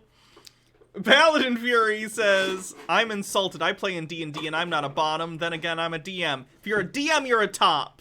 We've established this. What about me? I've played one whole session of one game of D&D. That was, in fairness, I think if you kept playing D&D, I think you'd want to be a DM. Oh, yeah. I think you'd be a DM. Oh, yeah, I've thought about it a lot. In fairness, I've DM'd, but I prefer being a player, but I do like DMing. I don't know. Does that mean that you're a switch? You're a top and a bottom? I don't know. I guess I'd have to try topping. Meek says, Jake's not a top, he's a switch. Oh, wait, have you not topped? I guess I have, but not... I would say I have, but, you know, when I was being performatively masculine and I was very uncomfortable, I've never topped after I've come out. Does that make sense? So I guess I don't consider that real? Yeah. If that makes That's any fair. sense. That's fair. On and on, page after page, delightfully he flaunted each incident for an hour without a breath. He said, do you realize through my understanding of the dark regions that I can make you rich or even curse someone to death? I sat literally intimidated by his Literally intimidated? That's a bad line. immensity and demon power, while his face shone with a satanic arrogance. I know, I talk about sex too much on this show. It grosses people out. Bliss. Some people are fine with it, other people aren't. It grosses you out. Yeah. Then placing his hands on the arms of people my out. chair It's just sex. and leaning into my face, he said, It's not what like you're can coming your out of your God chat or do something. to compete? That's Sume's job. Raven says, I'm a Ligma. We're mostly cat boys. Go cat boys. Yeah. With this? I knew then how Moses felt when his rod turned to a serpent. He couldn't keep it up, huh? He is getting up there. Logard says, as a furry, this is the tamest sex talk media I could probably consume. True. And the 3 Egyptian magicians did the same. It's as if you're sitting there in that stunned moment where your faith gets violated. Why is this? Am I terrible, or is this all coming off as vaguely sexual? Oh, no, like, listen to the voice. Yeah. Even the voice. But, like, the wording, too. His rod turned into a serpent, and the same happened of the 3 Egyptian I have a feeling that it's also supposed to be, like, undertones of homophobic bullshit, like anti-gay stuff. Rachology, what kind of story would you enjoy telling as a DM? That's a good question. I'm curious. Ooh. Because, like, Jake is doing... You know what the question means. While you think about it, I'm going to read this next one. Rachology says, more personal Hannah info from my journal I carry with me everywhere in case I run into Hannah, so I have something to talk with her about. And Raven says, I've definitely read this Yaoi Doujin. Yaoi Doujin. I think that's correct. I think that I would want to do some sort of campaign where it happens, like, on a ship in the ocean. Okay. Like a all pirate of the, campaign. Yeah, like all of the characters get to this ship and then it continues on from there and, like, maybe go to different places. Okay. And all you feel is weak, powerless, and lame. I desperately and deeply prayed, saying, Jesus, give me wisdom. I don't want to put you through some foolish test. Then a shaft of light. A shaft, huh? Morok says, Carmen was long rumored to be gay in evangelical circles. He didn't get married or even have a confirmed partner until near the end of his life. Shot through my soul, igniting my eyes with fire. God stood me up, and I threw the book back in his chest.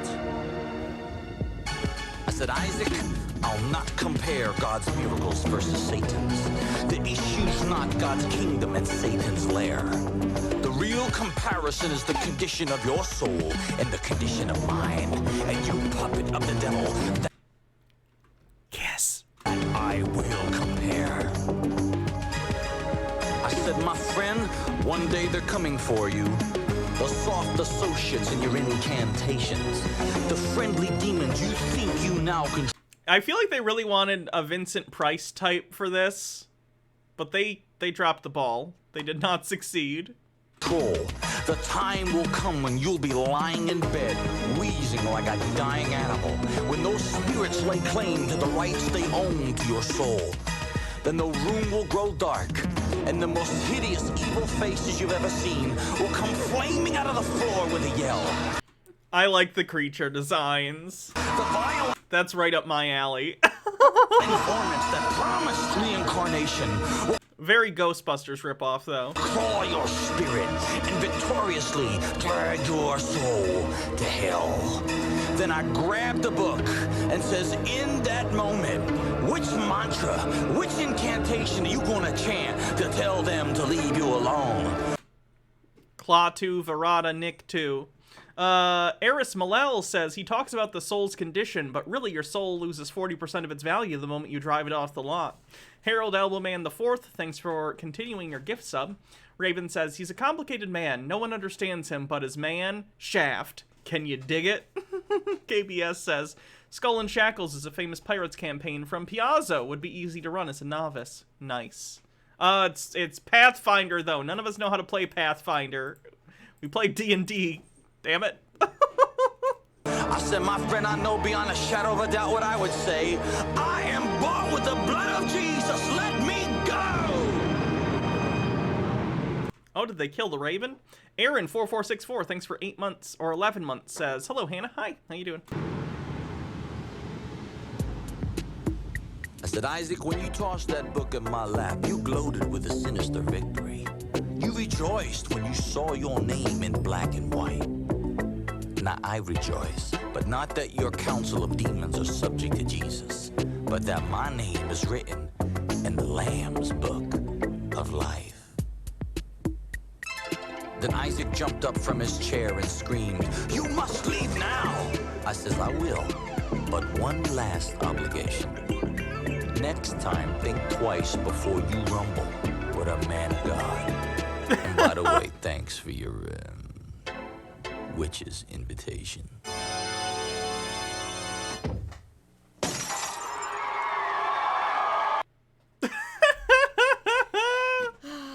I'm gonna go put some food in the oven.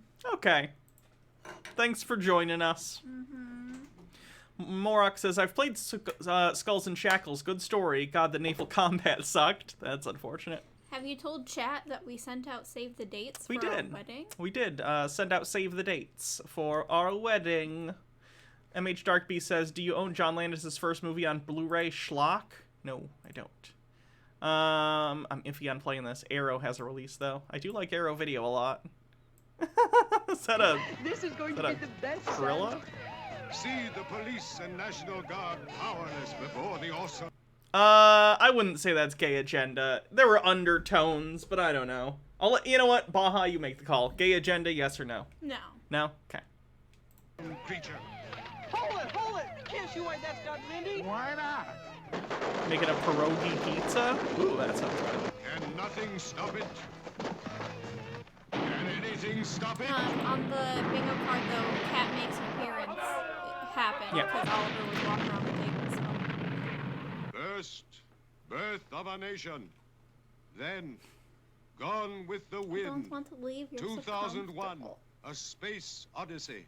But Love I'm also story. hungry. See you next Wednesday. This looks fun. I'll probably get it at some point.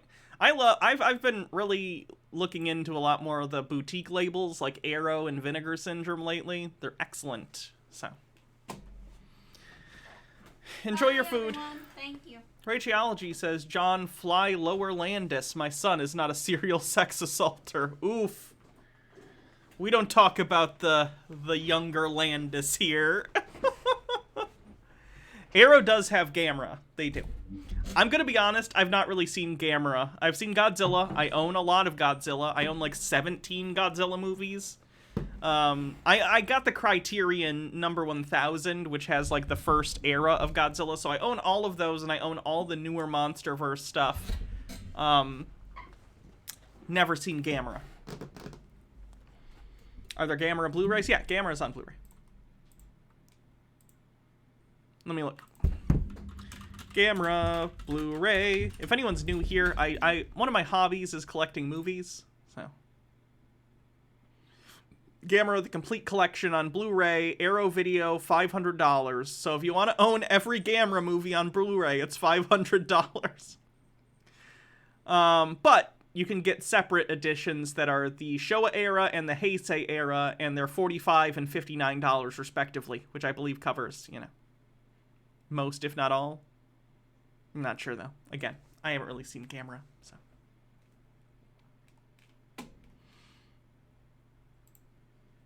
Did I hear that Doyle's sub went private because they're afraid of being banned? Good. Fuck them! There's some newer ones from the 2000s. Okay.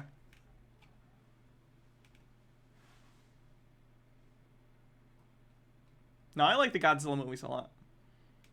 I don't know if this is another. We'll get back to the conspiracy in a second, but Shaw Scope. Arrow Video came out with this, and I want to get it so bad. I'm waiting for. Oh, it's actually on sale right now. Maybe when I. Oh no, I'm still trying to save money because I overspent on Blu-rays a couple months ago. Eventually, I want to get this one. This is their Shaw Scope Volume 1. I believe it has 12 different Shaw Brothers Studios films, which are Hong Kong cinema kung fu movies. So, the only thing is, I hate when sets only come in big boxes like this, because I like having everything on a shelf, and my shelves cannot fit this giant box, and I don't like stuff sitting on the top. So, I actually have an eBay seller that I go through that sells custom cases for things like this. That they'll make, you know, normal Blu-ray sized cases that'll go on the shelf that you can transfer the discs to. Just because I don't like having the big gift box sets. I get it, they look nice for some people. I don't prefer it. Like, the Godzilla one came like that, too. Godzilla Criterion. The Godzilla Criterion came like that, too, in this giant... Is there one that I can see for size comparison? It's this big. It's like the size of a giant book. It's not DVD or Blu-ray case size. It's like this big. So it doesn't fit on a shelf. So I ended up buying these, which are actually from the seller that I was talking about, that are custom cases that make them Blu-ray case sized. Tube Man says my favorite scene from Shin Godzilla. I can't play it. I do love Shin Godzilla. I think Shin Godzilla is awesome. But I can't play it. Toho will have my ass. And I do not consent to them having my ass. Only Baja can have it. Hydrate. Alright, back to the conspiracy theories. Thanks for bearing with me during that detour.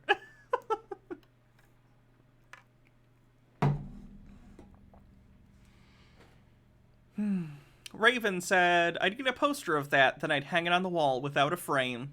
You monster. Is Godzilla a top or a bottom? Godzilla's a top. Are you kidding me? Mothra's a bottom. Mothra's a pillow princess. But Godzilla's a top. Godzilla is the king of the monsters, okay? What? King Kong pretends and acts like a top publicly, but in private he likes to be bound.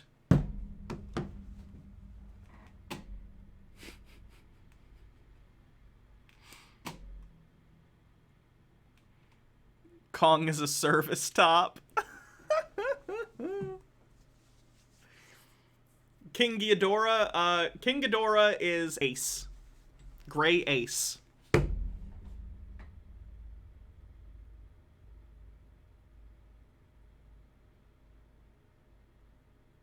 Anyway, I said we'd get back to the actual content, so let's do it.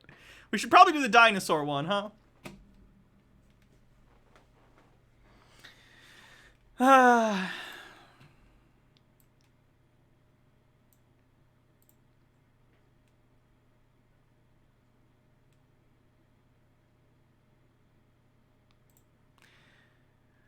so fun fact, there are people who don't believe dinosaurs ever existed. They think they're a hoax. This is one such video. It's from famous YouTube conspiracy theorist Eric Dubay. So let's see why he doesn't believe that dinosaurs existed. Thanks to several of my computer... Ooh, I'm gonna have to turn that up. He is very quiet. ...savvy supporters helping scour the Internet Archive, we have now found and can present Robin Kofid's article, The Dinosaurs Never Existed, from his deleted GVE News website. If anyone watching this has not already seen my more comprehensive and conclusive documentary, Evolution and Dinosaurs Debunked, please stop this video and watch that one first. No, it's too long. I'm not going to watch that long thing on stream. Link in Maybe someday. the description box. In this video, I will reveal one of the greatest hoaxes in human history. But first, a short explanation of what we're dealing with. Paleontology, the study of the origin and development of life. Paleontology is the study of life's formation and development. Mike says, the only Godzilla movie that Hannah won't see... Oh, the anime one? Yeah, I've ignored the anime ones. I heard they're bad anyway. The paleontological scientific approach is explained on Wikipedia as follows. Quote, when attempting to explain earlier phenomena, paleontologists and other scientists of history construct a set of hypotheses addressing the causes and then look for a smoking gun, a piece of evidence that indicates that one hypothesis is a better explanation than others. Sometimes the smoking gun is discovered by happy coincidence during another investigation. This explanation is entirely consistent with the way paleontology works in practice, but it should be obvious to anyone capable of critical thinking that the paleontological establishment can control which hypotheses will be constructed. This is done through textbooks and the curriculum. To what end would they want to obfuscate reality? Why would they want to pretend that dinosaurs were real if they weren't? I've stated this many times that a lot of the problems with so many of these conspiracy theories comes down to a lack of a reasonable motive, or even frankly an unreasonable motive.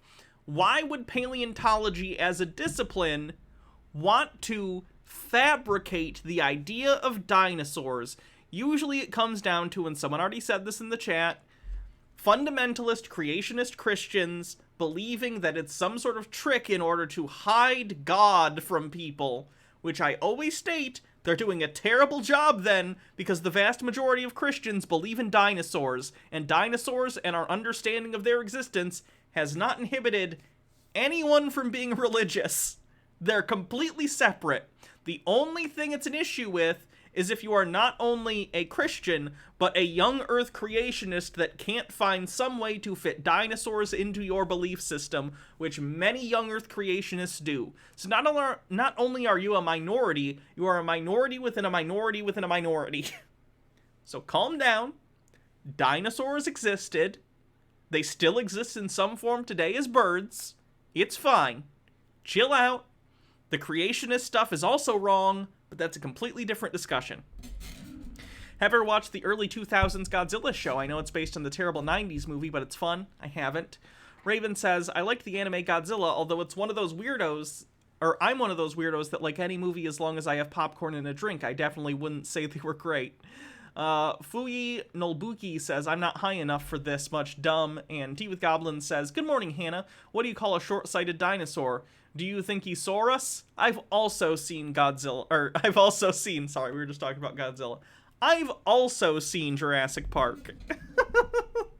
In this way, students are brainwashed into a pseudo-reality controlled by the text material and the teacher's authority. A short practical example. A random dental bone is found at an excavation site, and from this dental bone, the rest of the skeleton is guessed at. We are not... No, I'm pretty sure in modern paleontology that's not something that happens very often. They can, I'm sure, make some guesses, like based on a tooth, you can probably tell what kind of food this animal probably ate. Was it a predator? Was it a carnivore? Was it an omnivore? Was it, why am I blanking on the word of something that eats, stuff that's already dead, like a carrion bird. Whatever that word for that is. But no, I don't think they're, in modern paleontology, constructing entire skeletons out of teeth. Or single teeth. Not kidding about this. The entire dinosaurian field of the paleontological program is a sham. No, it's not. I assume he's going to go on to talk about early paleontology and how there were these scientists in the bone wars that would fabricate things and make all sorts of crazy claims. That's not what the field of paleontology is anymore. We get it. A long time ago, at the origin of the study, there were a bunch of hucksters trying to make a name for themselves. That's not what the scientific discipline is like in the year of our Lord 2022. It hasn't been that way for a very long time. Morok says, I just finished the Pokedex. Yes, I have all 903 now, so I have to ask, got a favorite Pokemon? It is, Eevee. Always Eevee. It was... If there's an Eevee, I will find it, and it will become my main Pokemon. Speaking of which, I gotta keep playing the new Pokemon Legends Arceus. I've been having a lot of fun with it. The English paleontologist Richard Owen, who in 1842 coined the term dinosaur. The phenomenon was then gradually promoted in the mainstream press all over the world, which told of these dinosaur creatures, including the Danish press. In 1854, a few years after the word dinosaur was invented and the concept presented in popular articles in the biggest American newspapers, the first dinosaur was discovered in North America by fossil hunter Ferdinand Vanderveer Hayden. There had been no reported discoveries of even a single dinosaur bone in North America prior to 1854, but that didn't stop the paleontologists. First of all, Freemasonry. He's got Freemason stuff on the screen, so Freemason's on the bingo card. Secondly, no, before the formal founding of the study of dinosaurs, there had been people who had found dinosaur bones. There are hypotheses that this is where a lot of the early myths of dragons came from, finding dinosaur bones and trying to figure out what they were. Bones, of course, meaning fossils. 74 Quinn 74 says, I was raised a young Earth creationist. As someone who's always been extremely interested in science, I've been frankly devastatingly underserved in the education I've received. It makes me sad, but I've been trying to learn ever since. Of course, guess what YouTube channel with a handful of others helped me find the truth years ago? I'm really happy. Raven says, guessed is such a simplistic view. Scientists make extremely informed and educated deductions. This is the same kind of people who say it's just a theory. Yeah. What about the fairy-type evolution that literally has trans flag colors? I know a lot of trans people like that one. I personally don't, but that's just because I don't like fairy-type Pokemon. It's cute aesthetically, but it's not my go-to. In the following period, finding dinosaur bones suddenly became a popular pastime. North America became home to the most ferocious and was a true wonderland to dinosaur bone hunters.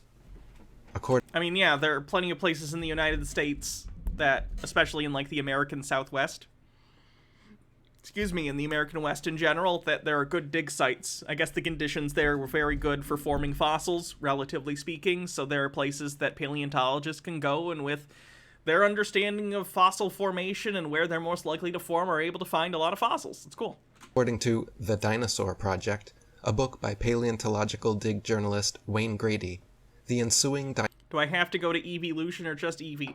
I personally, my favorite is just Eevee, but if I'm going for an evolution, probably Umbreon or Espeon. I like those pretty evenly, mostly because one of my favorite games as a kid was the Pokemon Stadium game, where there were the dark Pokemon, and your main two were Umbreon and Espeon, so I have kind of a childhood nostalgia for those two. Logarth says, insert Vaporeon breeding meme here. We don't talk about that meme here. Dinosaur rush in North America after 1854 was a mecca for dinosaur bone fraud. The book describes the years from 1870. We know about the Bone Wars. This is not a hidden thing. We know that some of the people in early paleontology were hucksters who either fabricated things or did even worse things, like went to dig sites, got what they could, but when they couldn't take anymore, they'd destroy bones that were left there so no one else could get them. Disgusting. We know about that. But these people were assholes. These people were assholes that are not representative of the fields that grew out of the study of dinosaur bones. 70 to 1880 as a period in North America where, quote, some of the most underhanded shenanigans in the history of science were conducted. This decade has since been dubbed Bone Wars, when the notorious Edward Drinker Cope and Othniel Charles Marsh fought each other in their quest to find the most interesting dinosaurs. Most people believe that dinosaur skeletons displayed in museums consist of real dinosaur bones. They consist of usually casts of fossils that have been discovered. They don't usually put out, although there are exceptions. I want to say the Chicago Museum has an actual skeletal fossil of I want to say it's a Triceratops on display. But usually they're casts because you don't want to just put these things out in the open. They're delicate, they're rare. It's best to keep them in controlled conditions, in labs and stuff, or in the back of the museum where they can be studied by actual paleontologists or people in the field who are using them to do research on dinosaurs. Two Man says, did someone say Vaporeon? Hey guys, did you know?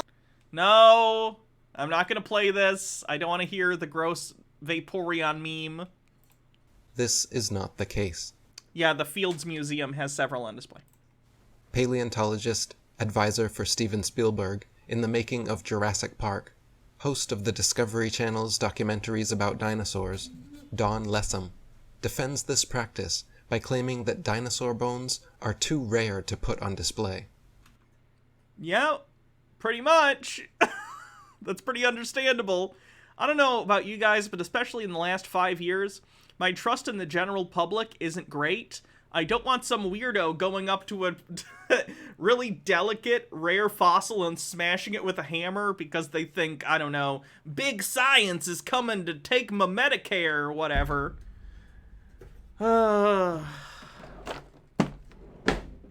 Quote, in museums, bones are cleaned and cast, and the copies attached to one another to make skeletons. The real bone is too rare to put out on display. The real bones are incarcerated in thick vaults to Incarcerated is a weird way to say protected. Yeah. which only a few select, highly placed researchers hold a key, which means that no independent I don't know if you know this, but not everyone can go up and touch the Mona Lisa either. I know it's a conspiracy. It must mean all famous paintings are fake if they're behind glass. I don't know if you know this, but in the National Archives, you have to be a professional document preserver that's hired by them to touch the Constitution and the Declaration of Independence. What's up with that? That's got to be a conspiracy, right? Yeah, things that are rare and really, really delicate need to be handled by professionals. Shocking revelation. It must be a conspiracy.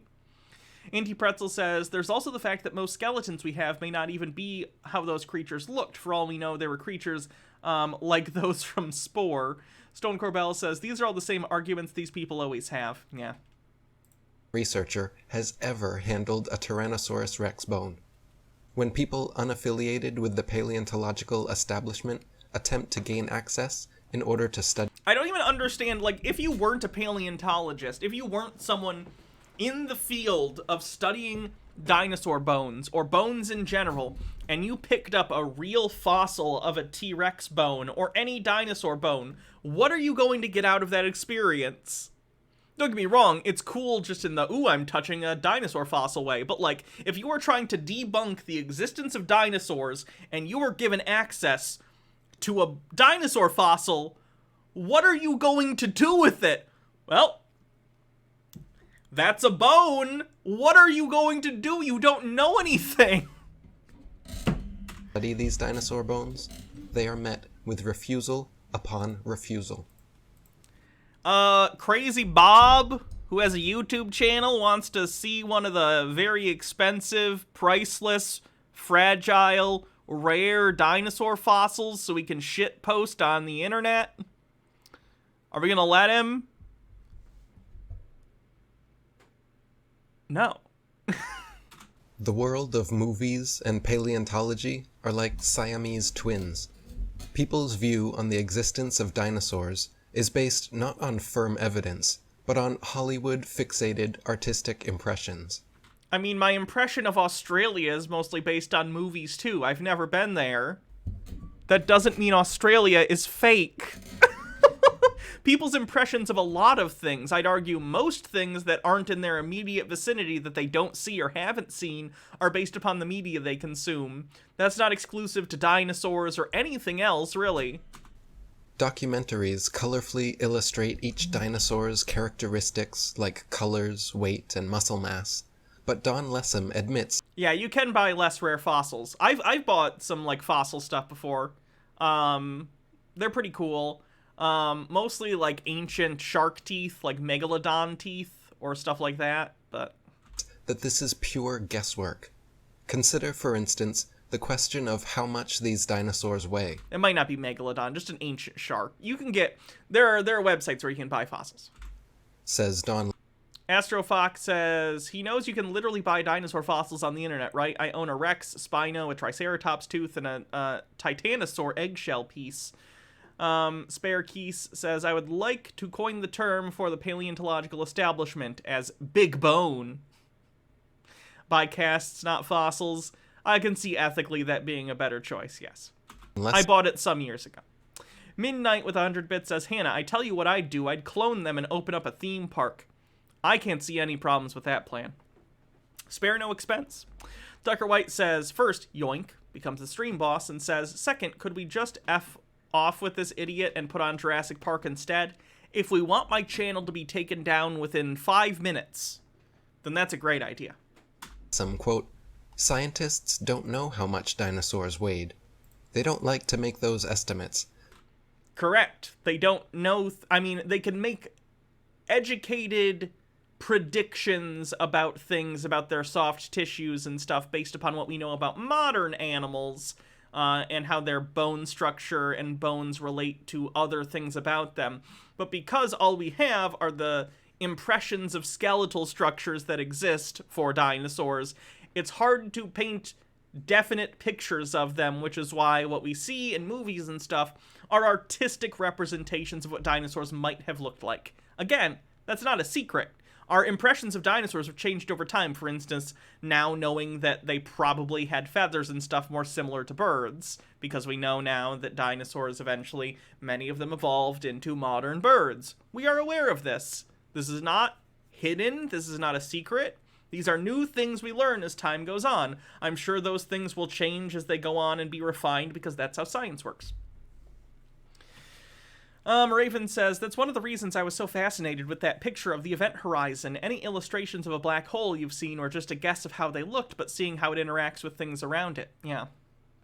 Alec Holland says, when I was an art handler, I got to handle all kinds of priceless art and super important famous art. While working for the Peabody Essex Museum, I got to handle some truly weird stuff like this hilarious gem. Also, I got to move the Constitution at one point. Wow, that's cool. They tried. Two Man says, this guy reminds me of one of those guys from Ancient Aliens that took a stone slab from an ancient city excavation site and cut it in half to prove aliens built the city, and all I could find out was that the rock was cut. Maps and Mimic says, we literally know the colors of some feathered dinos now. And Tea with Goblin says, I'll have you know that Australia is actually fake. All 26 millions of us have been living in a small rowboat in the Pacific. We sent the spiders out for help years ago, and soon we will have to not eat Kylie Minogue. Oh, God. Because they don't have enough information, but everyone wants them to guess. Overall, several millions of dollars have been spent promoting the existence of dinosaurs through... That's not very much money for any scientific discipline, if I'm being honest. Spare Keys says, fun fact, scientists actually know the feather color of the Microraptor from fossilized melanin cells. It had black iridescent feathers like crows. Cool. Movies, TV, magazines, Oh, this whole thing is That's Not How Science Works, by the way. and comics. Hydrate. The Land Before Time, Jurassic Park, BBC's various dinosaur documentaries, etc. National Geographic, These are made because of consumer interest. People like dinosaurs. Dinosaurs are cool. which is owned by Rupert Murdoch's News Corp. News Corp also owns 20th Century Fox, the makers of the Ice Age franchise. Universal Studios, who made Jurassic Park and The Land Before Time. These productions are owned by Comcast, whose main shareholders include J.P. Morgan and the Rothschild-owned investment company Vanguard. Every time. Yeah, I don't know if you know this, but large venture capital funds have a certain percentage of most large companies. That's how really, really rich people and organizations get richer, is they have the fingers in all of the biggest pies. Discovery Channel is owned by Yeah, thinly veiled anti-Semitism on the bingo card. Discovery Communications, who also distribute BBC's TV shows. N.M. Rothschild & Sons Limited are financial advisors to Discovery Communications. Yeah, definitely thinly veiled anti-Semitism. Someone cites a study from the 18th or 19th century. Yeah, considering he's talking about the Bone Wars, it's not a paper, but I'll consider that, sure. According to Don Lessam, it is not unthinkable to assume that only around 2,100 dinosaur bone sets have been discovered worldwide, and out of these, only 15 incomplete Tyrannosaurus rex bone sets have been found. These dinosaur bone sets have never formed a complete skeleton, but from these That's untrue. Actually, we have some sets that are complete skeletons or near complete. I don't know about this particular dinosaur, but there are dinosaurs that we believe we have complete sets for, or again, near complete. Complete bone sets, paleontologists have constructed a hypothesis about the appearance of the whole skeleton. Yeah, that's kind of how science works. Which they have then modeled in plastic. If thousands of long necks and large carnivorous reptiles had really roamed Earth, we wouldn't only have found 2,100 dinosaur bone sets, but millions of bones. No, fossilization is actually an incredibly rare process, and we've certainly not found all the fossils on Earth, but it's amazing that they exist at all, much less that we're able to find thousands of them. Nick says, yeah, let's have all science be volunteer work, because scientists don't need to eat, drink, or sleep, you stupid country bumpkin. With ordinary people tripping over them. There is a bingo card today, yes. Kirthan says, I've been to Dinosaur Store in Cocoa Beach, and I think that makes more qualified to talk about dinosaurs than this guy, and I am not qualified. When digging in their vegetable patches. KBS says, it's called bilateral symmetry. If we find the left humerus, we know what the right humerus looks like. True. Discoveries seem not... And also, by the way, we find...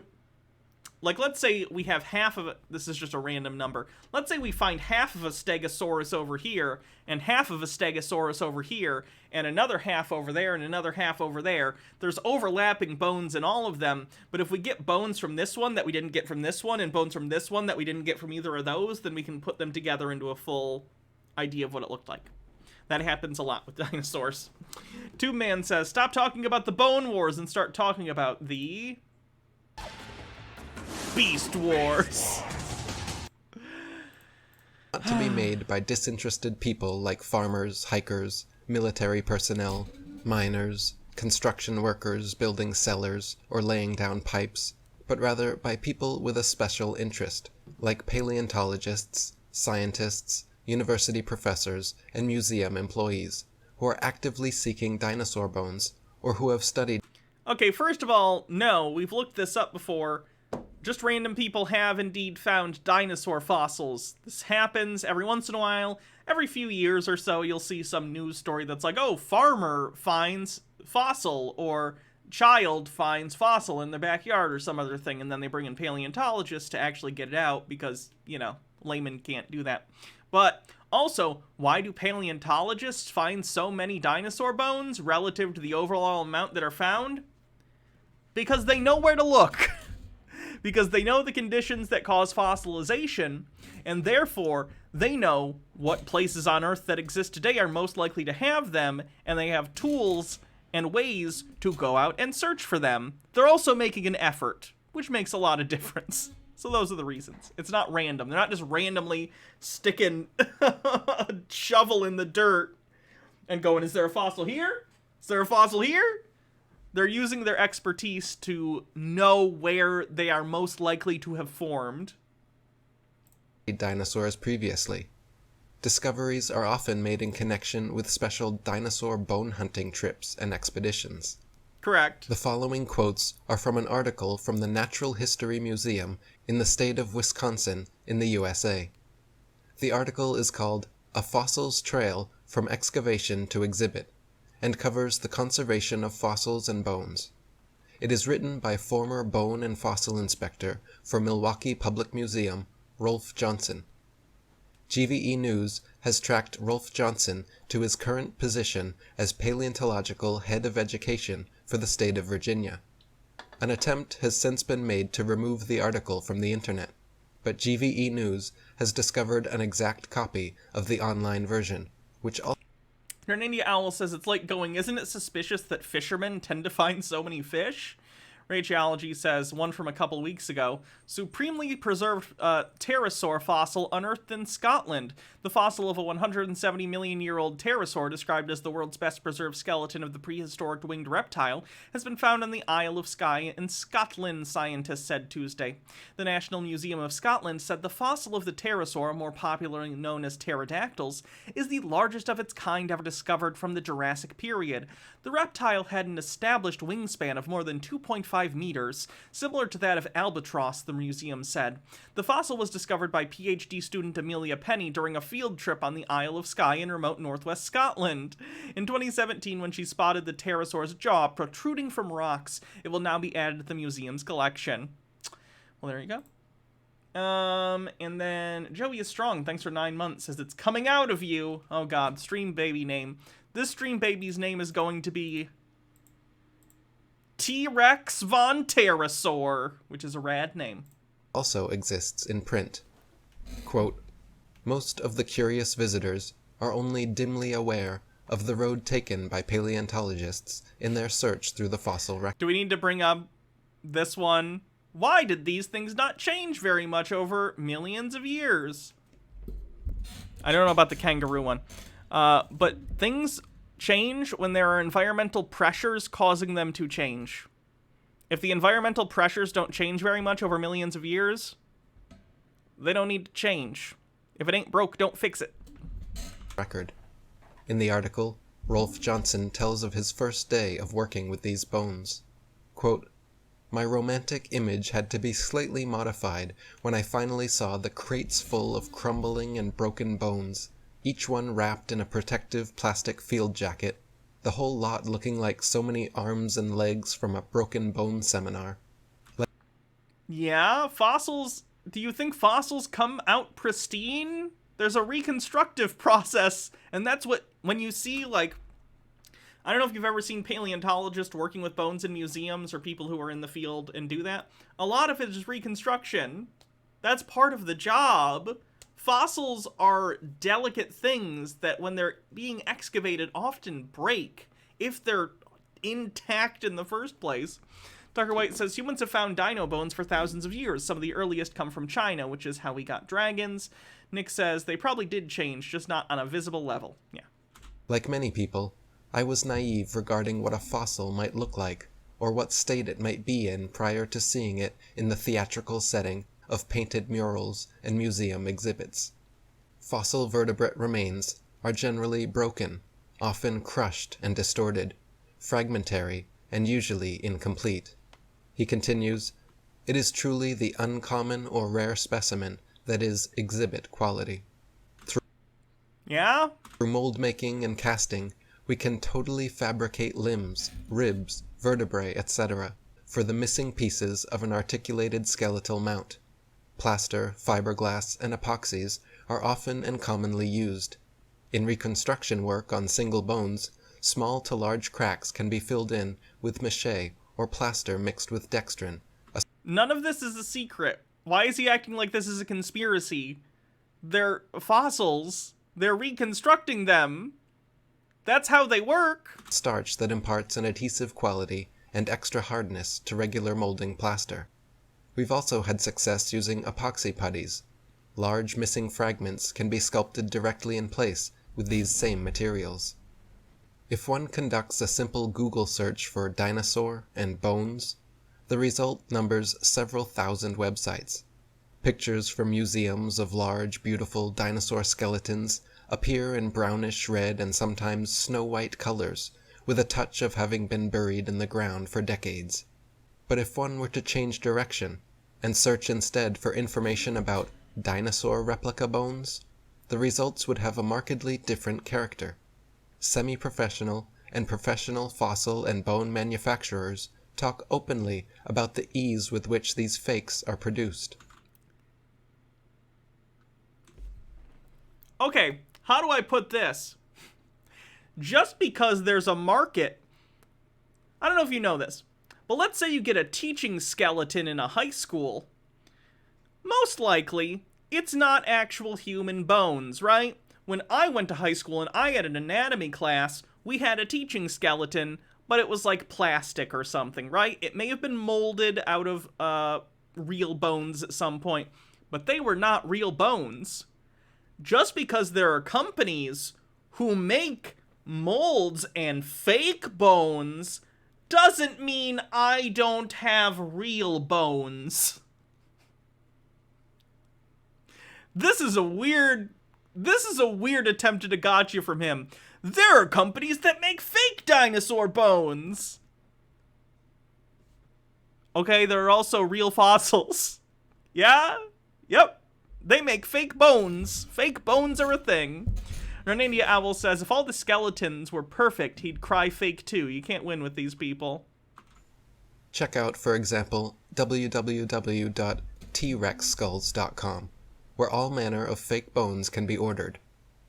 I'll give you an example. I have downstairs, I have to put it together. I still haven't put it together since we moved in, because some of it's still in my car trunk, I think. I have a model of a dinosaur skeleton, a small dinosaur like this big. It's just like decor for your house. It looks like a small dinosaur skeleton. That's not a real skeleton, but I bought it because it's cool, right? I also have a fake shark jaw. That's not real, but it's cool, so I bought it. That kind of thing is demand that companies come in and fill. It has nothing to do with the validity of real-world fossils. Rageology says, oh, we're on a hype train, 30% to level 1. We only got to level 1 of the first hype train. We have a second chance, chat. We have a second chance at redemption. Rageology says, can I take a moment to shout out the YouTube channel that is run by a couple of adorable young nerds? Sure.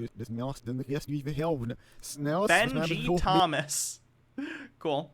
Go check out that link. Bittergrin with 100 bits says, there's also complaints that companies that make costume jewelry. Doesn't mean diamonds aren't real. Stone Corbell with 100 bits says, hype. J.I. Lost says, does this guy think that everyone who participates in Halloween has real human skeletons hanging on their porches? Neemsor Colboth, thanks for gifting 5 tier 1 subs. Appreciate it. That's the first gifted subs of the month. Or look at www.dinosaucorporation.com/dinosaurskulls.html, where even more can be found. 80% In 1999, National Geographic magazine was busted when they presented, in a colorful and fancily presented article, The Missing Link, an Archaeoraptor dinosaur, which was supposed to support the basic tenet of evolutionary theory, that dinosaurs had slowly developed over millions of years. They did. Narnania Owl says, I had like half a dozen fake dino fossils. I was big into dinos when I was young, and yet somehow I knew at 6 years old that they were indeed fake.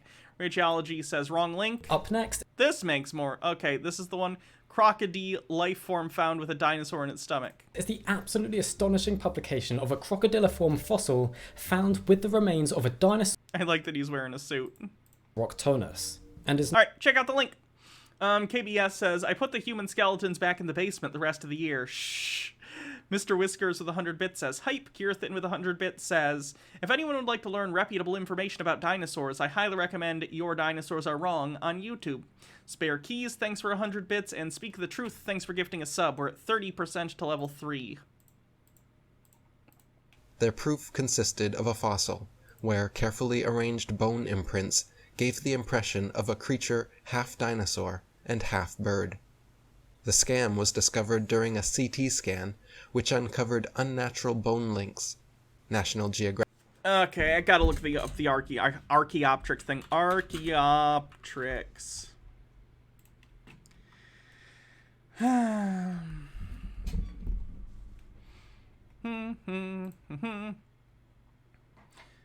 Oh, just read that one. 30% still. At the beginning of 1985, an amateur group including astronomer Fred Hoyle and a physicist Lee Spenter published a series of papers claiming that feathers on a Berlin and London specimens of Archaeopteryx were forged. Their claims were repudiated by Alien J. Charig and others at the Natural History Museum in London. Most of their supposed evidence for a forgery was based on unfamiliarity with the process of lithification, for example. They proposed that based on the difference in texture associated with feathers, feather impressions were applied to a thin layer of cement, without realizing that feathers themselves could have caused the textural difference. They also misinterpreted the fossils, claiming that the tail was forged as one large feather, when visibly this is not the case. In addition, they claimed that the other specimens of Archaeopteryx known at the time did not have feathers, which is incorrect. The Maxberg and Eilstadt specimens have obvious feathers. So the people who were trying to debunk this were astronomists and physicists who were not even in the field. Genius! Stone Corbell, thanks for gifting a sub. We're at 54% to level 3. Raygeology says, hype. Archaeoraptor. I'm sorry. Archaeoraptor. Wrong one. Scandal. Archaeoraptor was unveiled at a press conference held by National Geographic magazine in 1999. At the same press conference, plans were announced to return the fossil to Chinese authorities as it was illegally exported. In November 1999, National Geographic featured the fossil in an article written by art editor Christopher Sloan. The article in general discussed feathered dinosaurs and the origin of birds. It claimed the fossil was a missing link between terrestrial dinosaurs and birds that could actually fly, and informally referred to as Archaeoraptor Leon in Genesis, announcing it would later be formally named as such. The name means ancient robber of Leoning. This drew immediate criticism from Stores L. Olson, curator of birds at the National Museum of Natural History in Washington, D.C., writing in Backbone, the newsletter of his museum. He denounced the publication of a scientific name in a popular journal without peer review as a nightmare. On February 3rd, 2000, National Geographic issued a press release stating the fossil could be a composite and that an internal investigation had begun. In the same month, Bill Allen, National Geographic editor, told Nature that he was furious to learn that the fossil might have been faked. In the March issue, in the 4th section, a letter to Dr. Zhu Xing pointed out that the tail probably did not match the upper body. Oh, so National Geographic legitimately jumped the gun. That's fucking hilarious. Okay. So, to this guy, National Geographic is not a peer-reviewed journal. It's a popular science magazine, or rather a popular nature magazine. It's not a nationally anything journal. It's not a journal. They published this before it was even investigated. That's their fault, not the scientific community's fault. Raygeology says hype, and Raygeology also says hype train. Tucker White says, would someone explain all this shit like I'm a stupid dumbass? We're at 66% to level 3 with 40 seconds left. Graphic magazine was later forced to admit when pressure. Basically, National Geographic was brought a story about this fossil that supposedly was of a transitional species between dinosaurs and more modern birds. Turned out to not be real because they didn't actually fact check and didn't wait for it to be peer reviewed in actually actually recognized scientific journals. Spare Keys says, with all that I'm certain about fossils, this makes me want to do more research in fossil reconstruction and preservation. Always good to double check what you know and learn about stuff. And then Mountain Megatherium, dang it, only level 2 this time. Mountain Megatherium says, it was fun going over these stories in museum curation. Cool. Yeah, we'll do a bingo check after this. That the fossil was man-made. For 116 years, the fake ichthyosaur dinosaur hung in the hall of the National Museum of Wales. I like that these people always point out ones that turned out to be fake, but don't point out that the vast majority of fossils are not. Like, if all fossils were fake, why would they point out these ones that are not? It's similar to the Ray Comfort finding a watch on the beach argument, but then pointing out, well, if everything is as complex and clearly created as the watch, everything would be watches. You know, you'd be finding the watch on a beach full of watches and a world full of watches. If you don't know the thing I'm talking about, that probably makes very little sense. The point I'm making is, how would it make sense for them to point out fakes if they were all fake? They point out fakes because the vast majority are legitimate, and these ones are an aberration. Mr. Whiskers with 60 bits says, all bits for the hype. Astrofox says, the fakes are always called out by other mainstream paleontologists, too. Yeah. In spite of more than 100 years of revolutions in the field of paleontology, the museum finally came clean after criticism from independent... For the record, it's not my take on the watch on the beach. I believe I got that from Matt Dillahunty, and I don't know if he originated it, but I want to cite sources there. Because he just called it my watch take. Not mine. I didn't invent it. J.I. Lost says, it does make very little sense, but that's because it was originally said by Ray Comfort. Researchers, thanks to the internet, who had publicly revealed that the fossil, which had supposedly been found in 1809, was man-made. It had previously, in 1884, graced the home of a very rich businessman. Hadrosaurus folki, or simply Hadrosaurus, was the first dinosaur to be publicly displayed. It is also an official symbol of the state of New Jersey. What few Americans are aware of, however, is that its skull caused big problems for the museum director and the leading paleontologists, because there was no skull, the skull being the main evidence for the existence of this creature.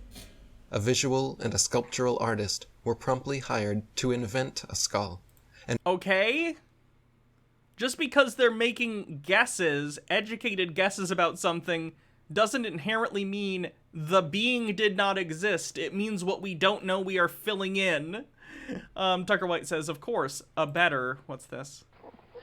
Behold, the atheist's nightmare. Oh, God, I've seen that video so many times. And from the illustrations of another artist. And then Racheology says, shout out to the National Museum of Wales. It's a great museum in Cardiff and a short bus ride from Torchwood HQ, or the National Theatre of Wales, if you're not awake to the truth.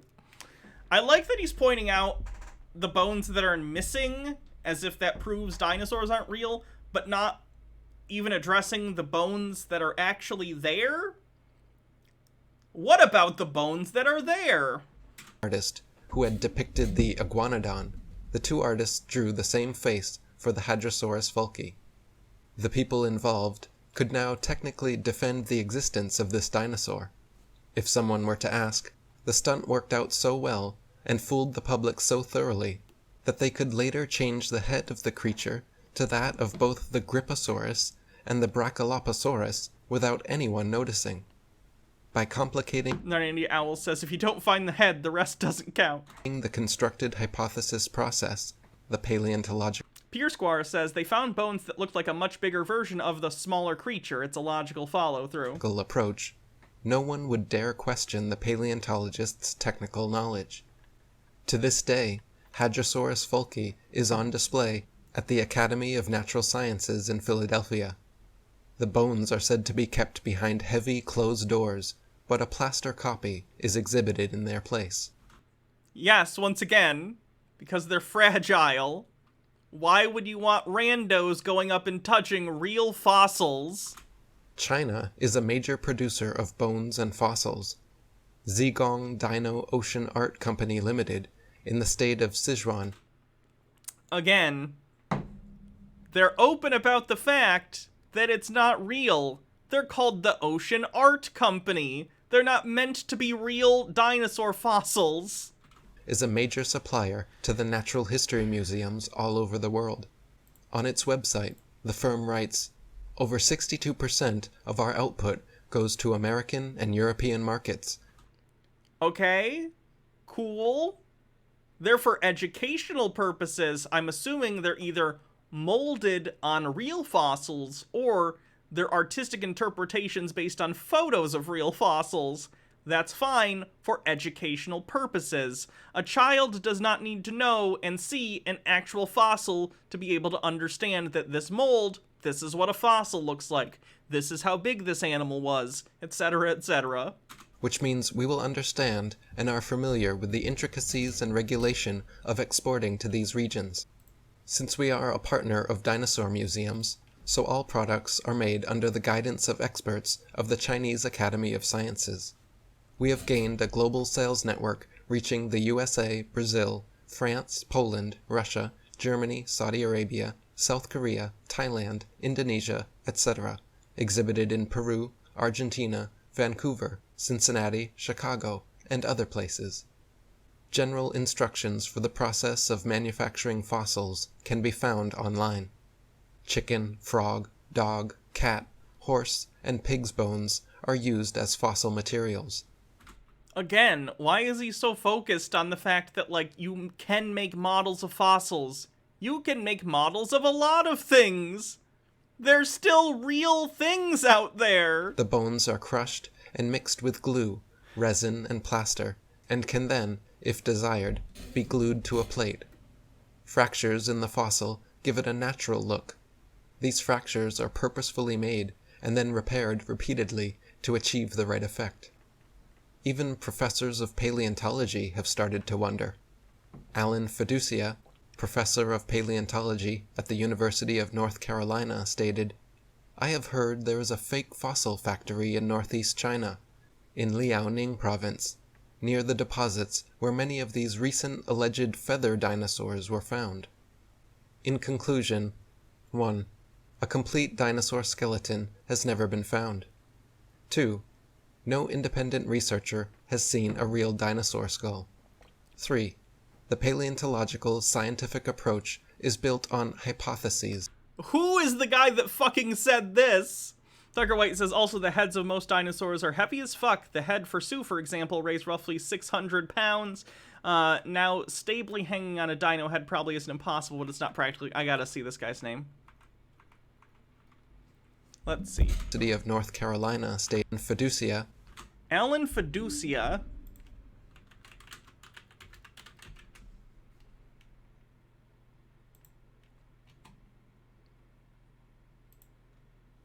Alan Fiducia is a paleoornithologist specializing in the origin and phylogeny of birds. He is S.K. Heiner's Distinguished Professor Emeritus at the University of North Carolina. Fiducia's authored works include 3 major books: The Age of Birds, The Origin and Evolution of Birds, The Riddle of Feathered Dragons, and many peer-reviewed papers on ornithological and biological journals. Fiducia opposes the scientific consensus that birds originated from and are deeply nested within theropodia, and are therefore living theropod dinosaurs. He has argued for an alternative theory, which birds share a common stem ancestor with theropod dinosaurs among more basal archosaurian lineages, with birds originating from small arboreal archosaurs in the Triassic. So it looks like he is someone who opposes the general consensus these days about birds and dinosaurs. J.I. Lost says, does that mean that the Starship Enterprise that I made of Lego when I was a kid is a real thing too? If so, please grant me admission, I'll pay. So I'm assuming he's basically mad that they're finding fossils that say the opposite of what his theories say. It's just a guess, though.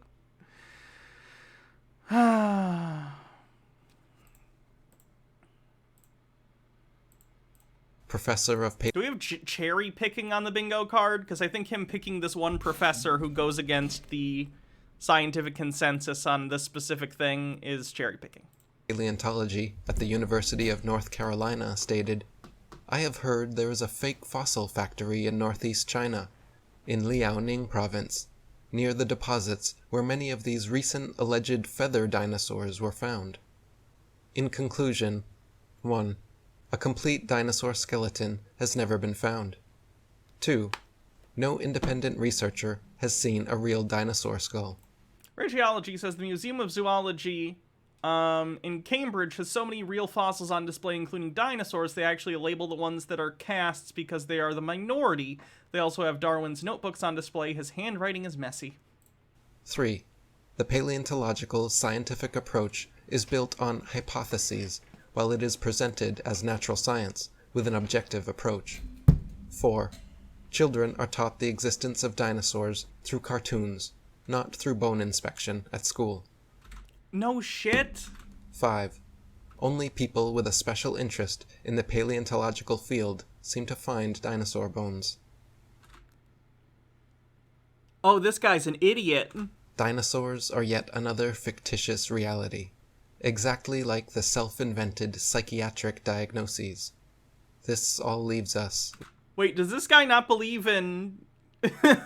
doesn't believe in psychology? ...with numerous fundamental questions. Oh boy! Well, that had a banger of an ending. So that's Eric Dubay. He doesn't believe in dinosaurs. Yikes. He also thinks the Earth is flat. Fun fact. Renandia Owl says, I mean, he's the prince of flat earthers. Of course he's an idiot. And Stone Corbell says he probably thinks psychological problems are demons. He might. Okay, so that's Eric Dubay. Moving on. Tucker White says, I know this gets overplayed sometimes, but this dumbass deserves it. Shut up, shut up, shut up! Jesus Christ, man, what the hell is wrong with you? Please, just shut up! Let's do a quick bingo check before we move on to Jillian.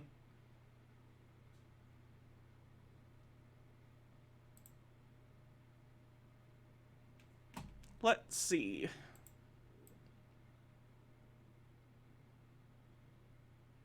We had Satanic with that video earlier, the music video.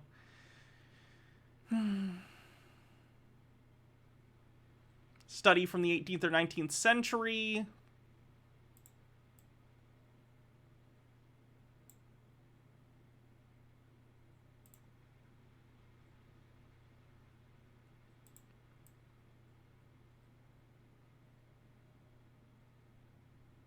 That's not how science works.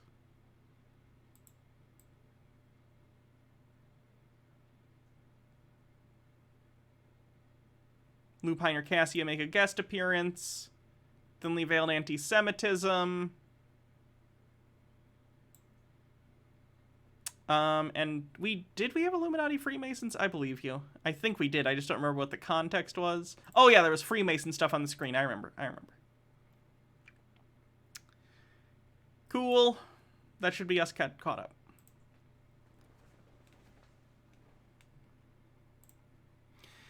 So Jillian of Jilly Juice fame hasn't been around for a while. She's back, though. Let's see what her most recent stuff is about. This video is entitled, My Dog Has the Will to Live More Than Most Humans Out There. So this will probably be good. Oh, and then Tea with Goblin says, mate, I could say the same thing about any religious studies. The majority of people learn about religion through children's media like cartoons, kid-friendly versions of religious stories, and through Sunday school. Most lay people don't study religious texts in an academic level, and even most experts won't go to actual handle original documents like the Dead Sea Scrolls. Therefore, by this guy's logic, all religion is fabricated by publishing houses. You could do this about basically any field. Laymen and lay people in general, by definition, do not engage with these things at an academic level, so most people learn things through media. That's how it works. Ooh, my hair. Hey everybody, it's Jillian. So, you know I've been looking at a lot of the esoteric knowledge out there and exploring the giants, the earth, deserts, the mud flood, the mud fossils, oh, the trees and whatever, okay. So since we last saw Jillian, she now apparently not only believes that she has made a panacea out of fermented salty cabbage water, she now also believes in the conspiracy theory of mud floods, the conspiracy theory that giants used to exist, the conspiracy theory that mountains are trees, and the mud fossil thing, like the mud fossil university guy. So she's been busy. I want to assure you that in my book, I'm not going to go down too many rabbit holes, only because I don't want to turn things into a speculative type of thing. I don't want to turn it into going down a rabbit hole and getting lost in it and then making stuff up because she went full Peter. Yeah, basically. It sounds good. Not saying that whatever is out there that hasn't been completely substantiated by mainstream media isn't relevant. Of course it is. But it must have a connection to something, and it must have a foundation before that even gets introduced, must be laid out first. That's the main thing about my book. It's not... I don't want you to think that I'm just going to go down major rabbit holes and then stay stuck in them. You have to see the relevancy of viruses and the programming. And when you understand that viruses run everything, they run the body. They're microphages and macrophages. They also, the microphages and macrophages, which make up me, then produces items and objects like cars, like computers, like clothing.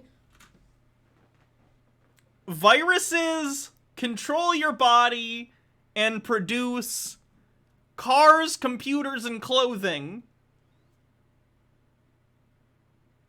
All right. Like all the objects and electronics and machinery that... Yeah. That's word salad, yeah. That XY girl says, I mentioned Jilly Juice offhand, not the specific name, in my biology class as an explanation of why not to consume salt water. Nice. You see everywhere. And so you have to understand that different forms of intelligence then... Everything she's going to say here is misinformation, by the way. Disclaimer, do not take anything she says as any sort of advice medically on anything. She's crazy. Rachology says, they're doing a board game night at the Museum of Zoology on the 7th of April. Anyone fancy coming along? I wish I could. Have the capacity to create advancement in biotechnology as well as technology. And that's the foundation that must be laid down first before then we go into the major esoteric knowledge of lost history. Now, lost history, which is a lot of people that go down those rabbit holes, yes, I don't assume any of it's a lie, and I don't assume all of it's true. I mean, it's hard to say because we weren't there. Ancient wisdom on the bingo, sure. Nick says, Jillian is the original Salt Bay, as in the Danish version of bay, which means poop. We can make inferences. We know some people know architecture. Other people know that, yeah. I mean, I watched a bit of a video. And so there's things that we can kind of, like, in our gut know that, okay, I don't think a human really built this. It must have been, yes, giants of the past or advanced humans that helped humans get to a certain level. But that's a lot of information for a mainstream population. So... Agreed. Oh my God, why? It's the little steps. And so my book is going to be the introduction to the foundation to then bring up the possibility that, well, obviously giants, because that, you know, we know giants did exist. Do we know that, Jillian? Do we know that?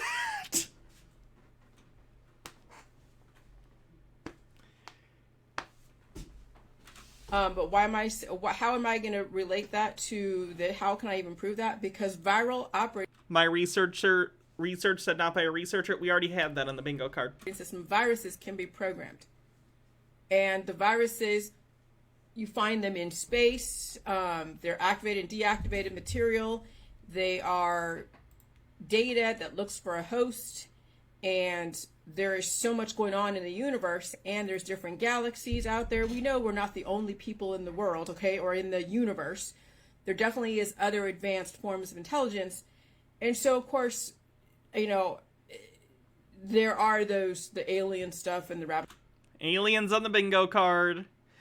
Nick says, Jillian, lady, close your blinds. The sunlight is distracting. You can go down those paths, but you have to realize that if one giant monument looks like a tree exists, there could be 200 or 300 large trees that were chopped down from antiquity that are in the bases of mountain structures and or monuments like the one in Devil's Tower. Oh god! Is she just watching all the videos I watch but taking them seriously? We watched that Devil's Tower mountains or trees video like a week or two ago. For those who missed that video that we did like 2 weeks ago, there are people who believe that giant mountains are tree stumps and that and that mountains are secretly ancient trees that have been cut down to hide the truth from us. What's the truth? The truth is that mountains are trees, okay? Don't question it. It looks like a chopped down tree. So when you can bring something that you can relate to, like the Devil's Tower in Wyoming, like, hell, I don't know. Well, we know dinosaurs exist, but... Oh, good. She believes in dinosaurs. That's good. Two Men says, sorry, Hannah, do you not believe in the Book of Enoch and that the Grigori laid with man, creating the Nephilim? You know, shockingly enough, I don't. And then, you know, the viruses are the programming, and it takes... What about the mountains that are faces, though? They think those are fossilized human beings, or giants. The balance of resources in the body to substantiate the programming, and also understand that when you have a programming that allows bones to turn cartilage into bones, and they allow the excessive growth process, you can have a very tall human who won't die from degenerative diseases because the person couldn't handle pain and they weren't supported by eating a nutrient-rich diet. That's what is the balance of humans today, is that our diet is based upon the limitations of our growth and of our viral operating system. And so when you increase a nutrient-rich diet and the programming to allow the cartilage to turn into bone, then you can see probably a potential over time, if you don't die from preventable diseases, a person could grow. They could be a giant over a couple hundred years.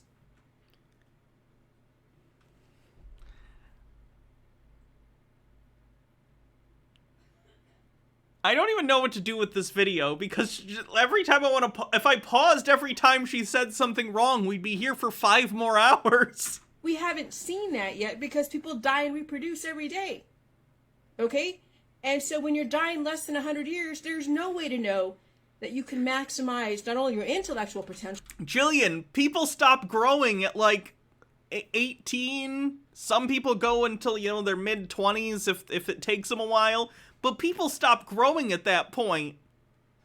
We're not like crocodiles or alligators that just keep getting bigger. That's not how humans work. But then your physiological potential to be a giant. And so what the Jilly Juice mentality aims to do is to create this platform. I don't want to be a giant. I want to be small bean.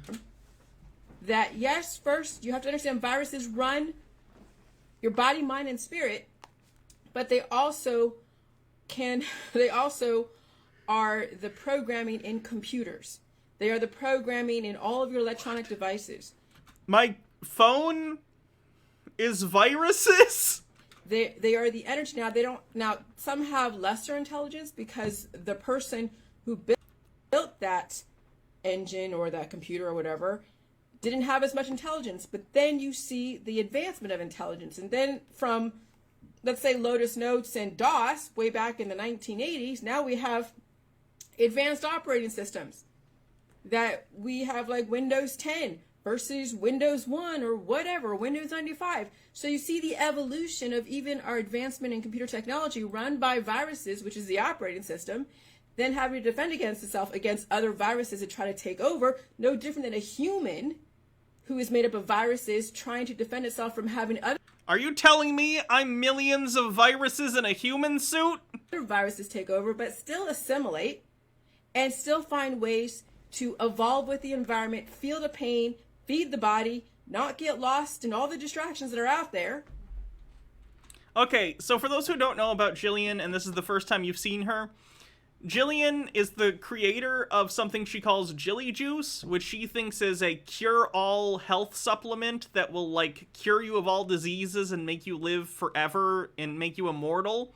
And what Jilly Juice is, I'm not going to get into the specifics, but basically it is salty, fermented cabbage water.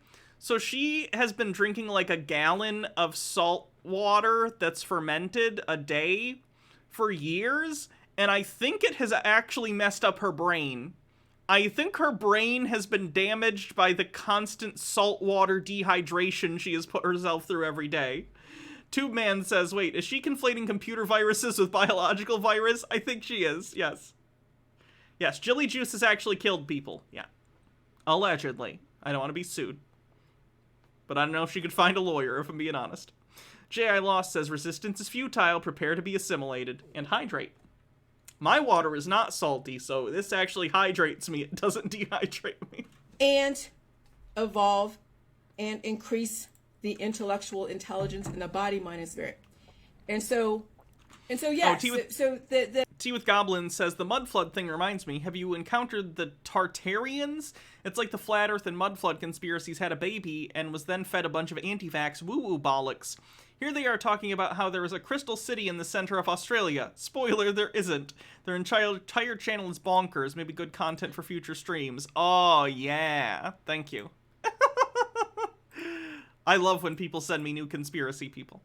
KR Goss says, she recently said in a video that she doesn't use it anymore. Oh, that's good. I'm glad she quit the Jilly Juice. The slight introduction to esoteric knowledge in my book, which will be The Devil's Tower, because if you can even see the possibility that the Devil's Tower could have been a large, gigantic tree, to then, well, I read... This is the Devil's Tower, by the way.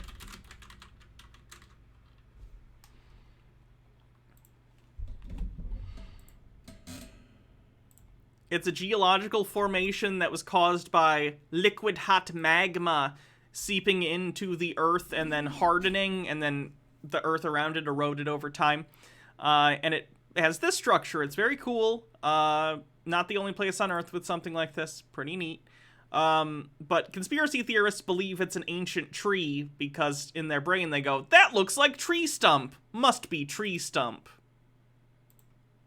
I read somewhere about the Book of Enoch, which has been withheld from the actual Bible, which I didn't even know. I learned this today. I just read this somewhere. That they cut it down because they don't want the giants to climb the tree and escape the flood.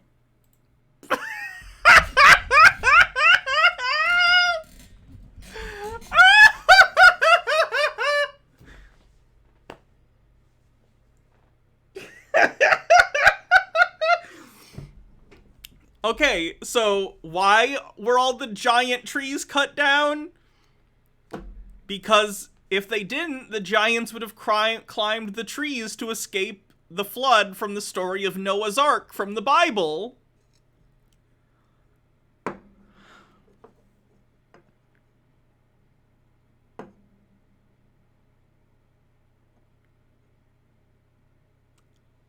Okay. So imagine how big that flood was back in the days of Noah, okay? Didn't happen. I guess it covered the planet, or covered... It didn't. There literally isn't enough water on the planet, even if you took it all out of the atmosphere, to flood the entire planet. Most of the planet. And so when whoever... Yeah, exasperated Hannah with head and hands on bingo. I don't think that's me dying of laughter. It's not quite there. We're like 80% of the way there, but that's not dying of laughter for me. Cut down those trees so the giants couldn't climb the trees and escape the flood. That then, of course, First, I gotta build this big fucking boat. Now I gotta chop down every giant tree on the planet. D with Goblin says, am 5'1", can confirm us short people are spiteful and covetous and do not wish the talls to inherit the earth. So we drowned them to ensure small supremacy. And Tube Man says, the only devil-themed rock formation I believe in. Devil's Palm. What is this from? Is this from an anime? Is this from a manga? JoJo? It is. God damn it. Over time was mineralized. Just like out there in the desert. The red clay We know red clay, when you dig like in your garden or whatever, and you get down to the red clay, well, that's all biological material. It's biogenous, or is it biogenous sediment or something that's made from life forms. That's oxidized iron and stuff. Okay, but that's that's through several layers of your dirt in your garden. But in Arizona, which is so hot and so arid and so dry, and they have the sandstorms and the windstorms and the mineralization of of things that die in the desert, or plants or trees. And you know about the petrified forest. Actually, I went to the petrified forest many years back, and I lived in Arizona. I know how hot it was out there. I moved out of Arizona because I was not about to stay there. It was sucking the life out of me. But the red sands that look like strata of meat, okay? And so then you think of like the giants that died in the desert, and the mineralization of all of the sand and the hot airness then turned the dead giants into the landscape. And so then we hear about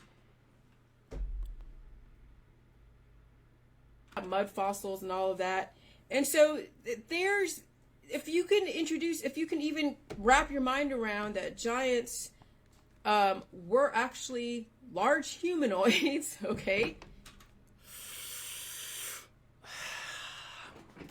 Right on, Jillian. They had the same biological material, and we are... Did you just hear hot aridness?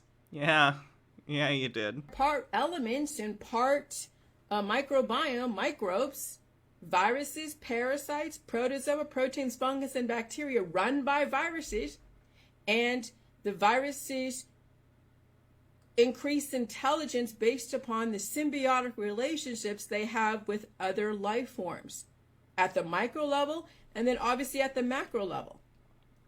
And so when you increase your intelligence, you're increasing diversity within your world, and you're able to wrap your mind around the possibility of almost anything. So as long as it follows certain rules, though I know rules, people have issues with rules, because I think that if you claim a heliocentric model, then nothing else can fit within a heliocentric model if you are believing in flat model. That's like the flat earth versus the round earth type of thing. But I'm not going to go there. I'm not going to go there. I'm not even going to say that it's not even true. Okay? I can't substantiate if the world is flat or if the world... Oh no, she's flat curious. I mean, I don't know if the world is round. I just know what I've been reading, and then also the formulas and things that we were taught in school, and also all the different academic institutions that put that out there. I have no reason to go. I'm so here for the Jillian Epperly flat Earth saga. You have no idea. Rageology says you need this as a reference clip for Hannah Dies of Laughter so people know what it looks like. That's fair. You know, checking out incest porns, you know.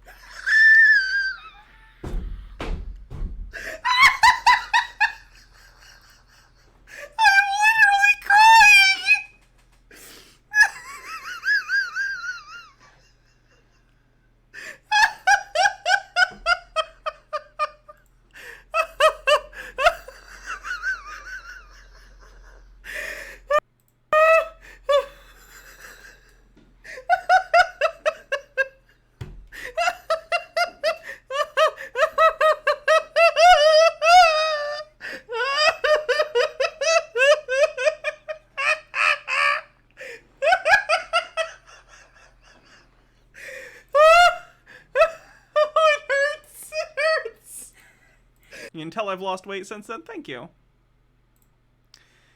Yeah, that's me dying of laughter. Narnindia Owl, it goes on for a while too. Narnindia Owl says, really feels like Jill's feeling out what the grift she wants to go for next. Go to flat Earth, but I'm fine with considering all possibilities, so as long as it can be proven at some point, if at all, that you can see the please make it stop expression. That it could potentially be true. But it doesn't even matter, because it's really, when you think about it in the long run, it doesn't even matter. Because what my aim is to keep humans alive indefinitely. To watch the patterns of your community, to watch the patterns of your friends and family, to watch the patterns of everything, and give people the opportunity to live longer than 100 years, to live longer than 120, and then you can see the patterns of the world, and we can I don't think germ theory, because she's not saying germ theory's wrong, necessarily. She's just saying she thinks viruses control everything. Redirect humanity in a different way and increase the advancement, yes, but also the intelligence. Okay? Because like, germ theory on the bingo card is when people completely don't believe germs cause disease. Yes, it's very easy to get caught up in the rabbit holes and go down them so fast and so long, and then get mired into them, or it's so easy to get distracted, and it's so easy to just, be like, hey, it doesn't matter, this is my life, my nice little safe life with my culture, my belief systems, my religion, whatever, my family, my friends, and then die in that system. Okay, you're more than welcome to not consider anything outside of what you know, and that's fine. But my goal is to lay out a platform to then offer the possibility of other things. If you know that viruses are programming, and you know that there's certain genetics that you can program to then convert energy in the body to increase. Don't worry, guys. We're halfway through this video. The length of your bones, so as long as the lengthening of your bones is supported with nutrients and an infrastructure, because I can't see someone who's like 20 foot tall get around in our society and not be either destroyed by someone who's intolerant or just can't do anything because you can't. We need to stop the giant hate. Can't even walk into a building. We're not going to watch the whole thing, guys. Don't worry. I'm already burnt out by this. The buildings don't allow someone 20 feet tall. So, of course, there's not going to be a programming or a nutrient-rich diet to allow someone to be 20 foot tall. I considered growing 20 feet tall, but then I thought I won't fit in most buildings, so I told my cells to knock it off. J.I. Lost says, not only is she conflating human viruses with computer viruses, she's also conflating genetic code with computer code. And so, any viruses that are released through gain of function out there in the environment. I would bet she used, I don't know what gain of function means, but I'm 99% sure she used gain of function wrong. Then pass through people who have very similar viral operating systems. If there is something like that where it allows us to be taller than we are right now, you would have to live a lot longer than less than 100 years to even realize the potential of that. And that means you would have to eat, feel pain, not worry about your aesthetics and all the superficial shit that's out there, and you evolve and you keep evolving. Oh, thank fuck. You got. This is good. This is good. A friend of mine just sent me something. A Texas judge, you know how Texas was trying to weaponize the Child Protective Services against trans kids? A judge has blocked Texas officials from enforcing their illegal policies against our clients, the clients being a family that was being targeted by this.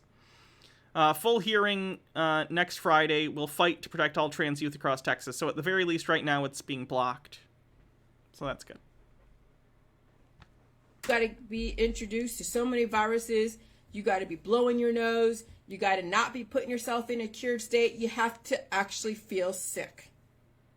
Sickness is evolution. How many people out there do not want to feel sick because it would get in the way of their lifestyle, their game, their profession, their social capital? And so, hydrate. Being sick in this society is frowned upon because then everyone around you would look at you as if you were a leper. And I'll tell you, friends and family and the main... Or you'd be in the NBA and do really well. All right, we're going to start skipping ahead. And you don't have an aligned thought process. What's the relation? By the way, I should point out there have been people in history with actual gigantism. Gigantism is a thing. Gigantism. which is very interesting. Unfortunately, it becomes a health issue. The people who have gigantism or had gigantism had shortened lifespans because they had medical issues because of this. I think at least one of the issues, although I'm assuming there would be a myriad, was they were having issues having their heart be able to pump blood through their extremities because they were so far away. The further away your extremities are from your heart, the harder it has to pump to get everything moving. So I know they had issues with that, amongst other things. The human body was just not evolved to grow that big. Nanandia Owl says, get sick, live forever, flawless logic. Yeah, back issues, all sorts of things. Relationship, right? And so that's the Jilly Juice mentality, is to get away from all the fakery shit. And now let's look at the depth of humanity, the potential of the depth of humanity, which is sorely missing in all the cultures. Rageology says, I hear Daddy Sume has partial gigantism. Is that a dick joke? Not just this culture or that culture, but in all the cultures. And so it is like resetting to ground zero. It's resetting my body, mind, and spirit, and then also... Why did it stop? So the world that I live in. And yeah, I'm not going to take any prisoners, and I'm not going to treat anyone more special than somebody else. I mean, the people that understand where I'm coming from, and they have taken upon themselves to give information to their community, to give people a different way of looking at things, to say, hey, you don't have to fucking die, and yes, you must feel some... Unfortunately, yeah, people die. Environment and your... It's sad, but that's entropy for you. Rageology says, yes, I regret nothing. Okay. Hanging out with a bunch of people, and you don't feel anything. What do you think that means? In biotech. Okay. I'm done with Jillian. At least for now. That's nice, though. Jillian has a little thing on her page that, although she's said really homophobic stuff before, because she thinks that being trans and LGBT is, like, a disease that she can cure, but she also has a diversity pride heart thing. Okay, whatever, Jillian. Whatever. Too much for me to handle.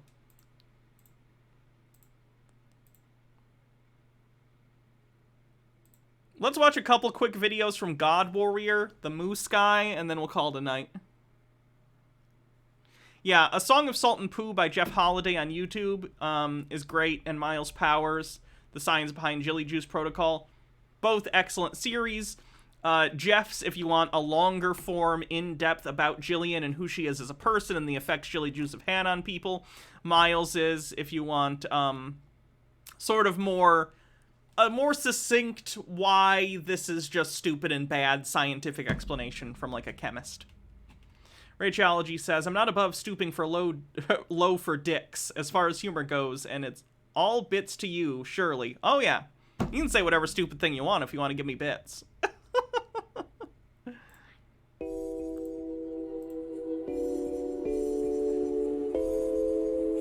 Is this a song? You know what, folks? Did you know I quit everything? I feel cock-teased. That music was like it was about to be a fucking jam, but then it just faded out immediately.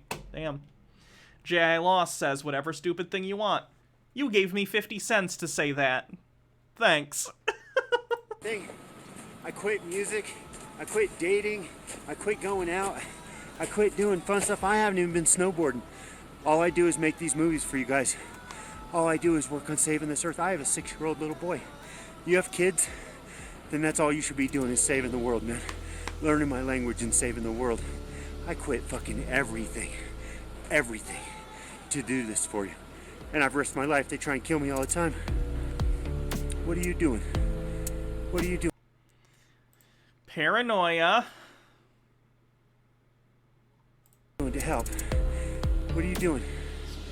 I need your help, man. The world needs your help. Your kids need your help. Quit everything. Nothing else matters, people. We have to save the world.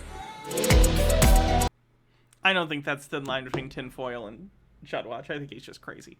Nick says, maybe stop harassing moose so they won't try to kill you. Yeah. By the way, the description for this says, quit everything you're doing and focus all of your attention on saving the world from Helter Skelter.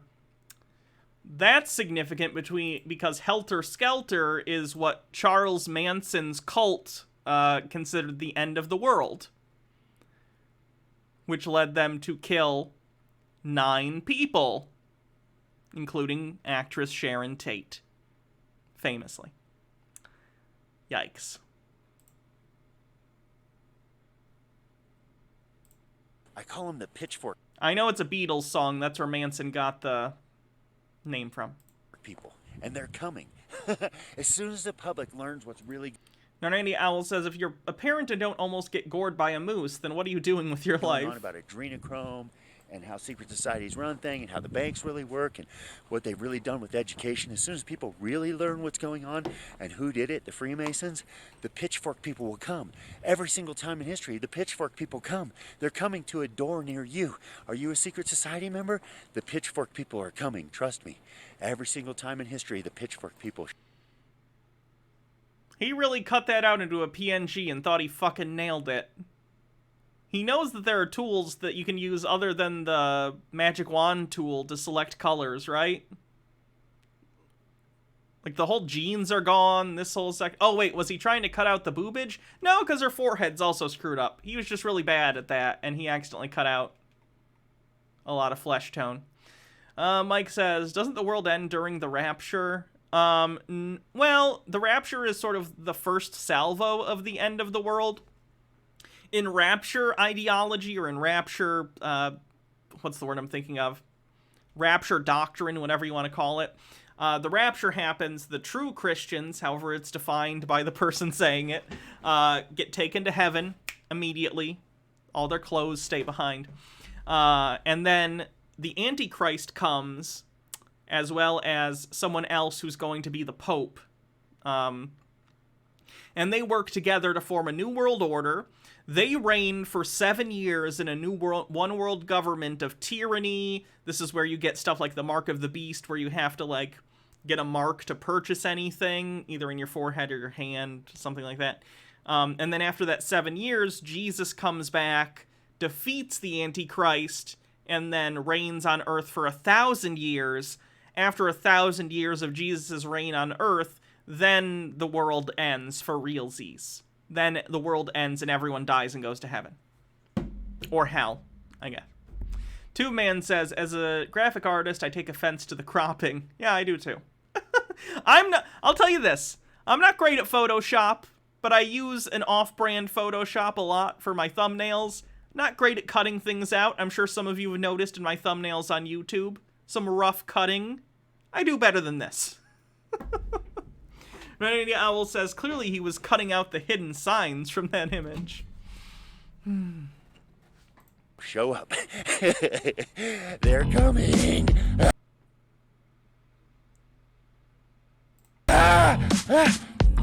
Pitchfork people. Pitchfork people. Pitchfork people. Pitchfork people. Pitchfork people. Pitchfork people. Pitchfork people.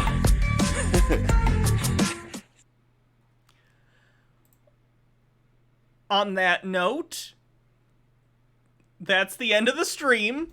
Let's raid someone. Oh, Jake's online. Okay. So, I'm not going to be online for the... Well, I'll be on probably Twitter and stuff. And I'll be on our D&D stream over on actual Jake's channel tomorrow. But we're not going to have a stream on this channel tomorrow, because I'll be doing D&D, and then the next day I also won't be doing a stream because I'll be staying in town at Jake's, so we can go and see the new Batman movie, and we're going to hang out for the day, and that'll be fun. So, I guess I'll see you guys Saturday. Saturday we'll come back and do a big fun stream, and that'll be good. So I hope to see you then. Let's raid Jake, since he's on.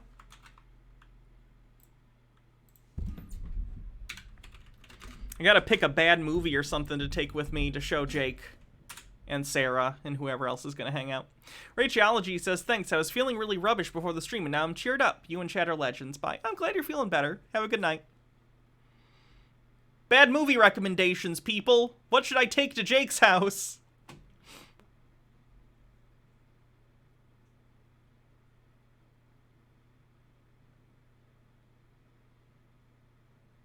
Superhero porn. I don't think I want to hang out with my friend and watch porn.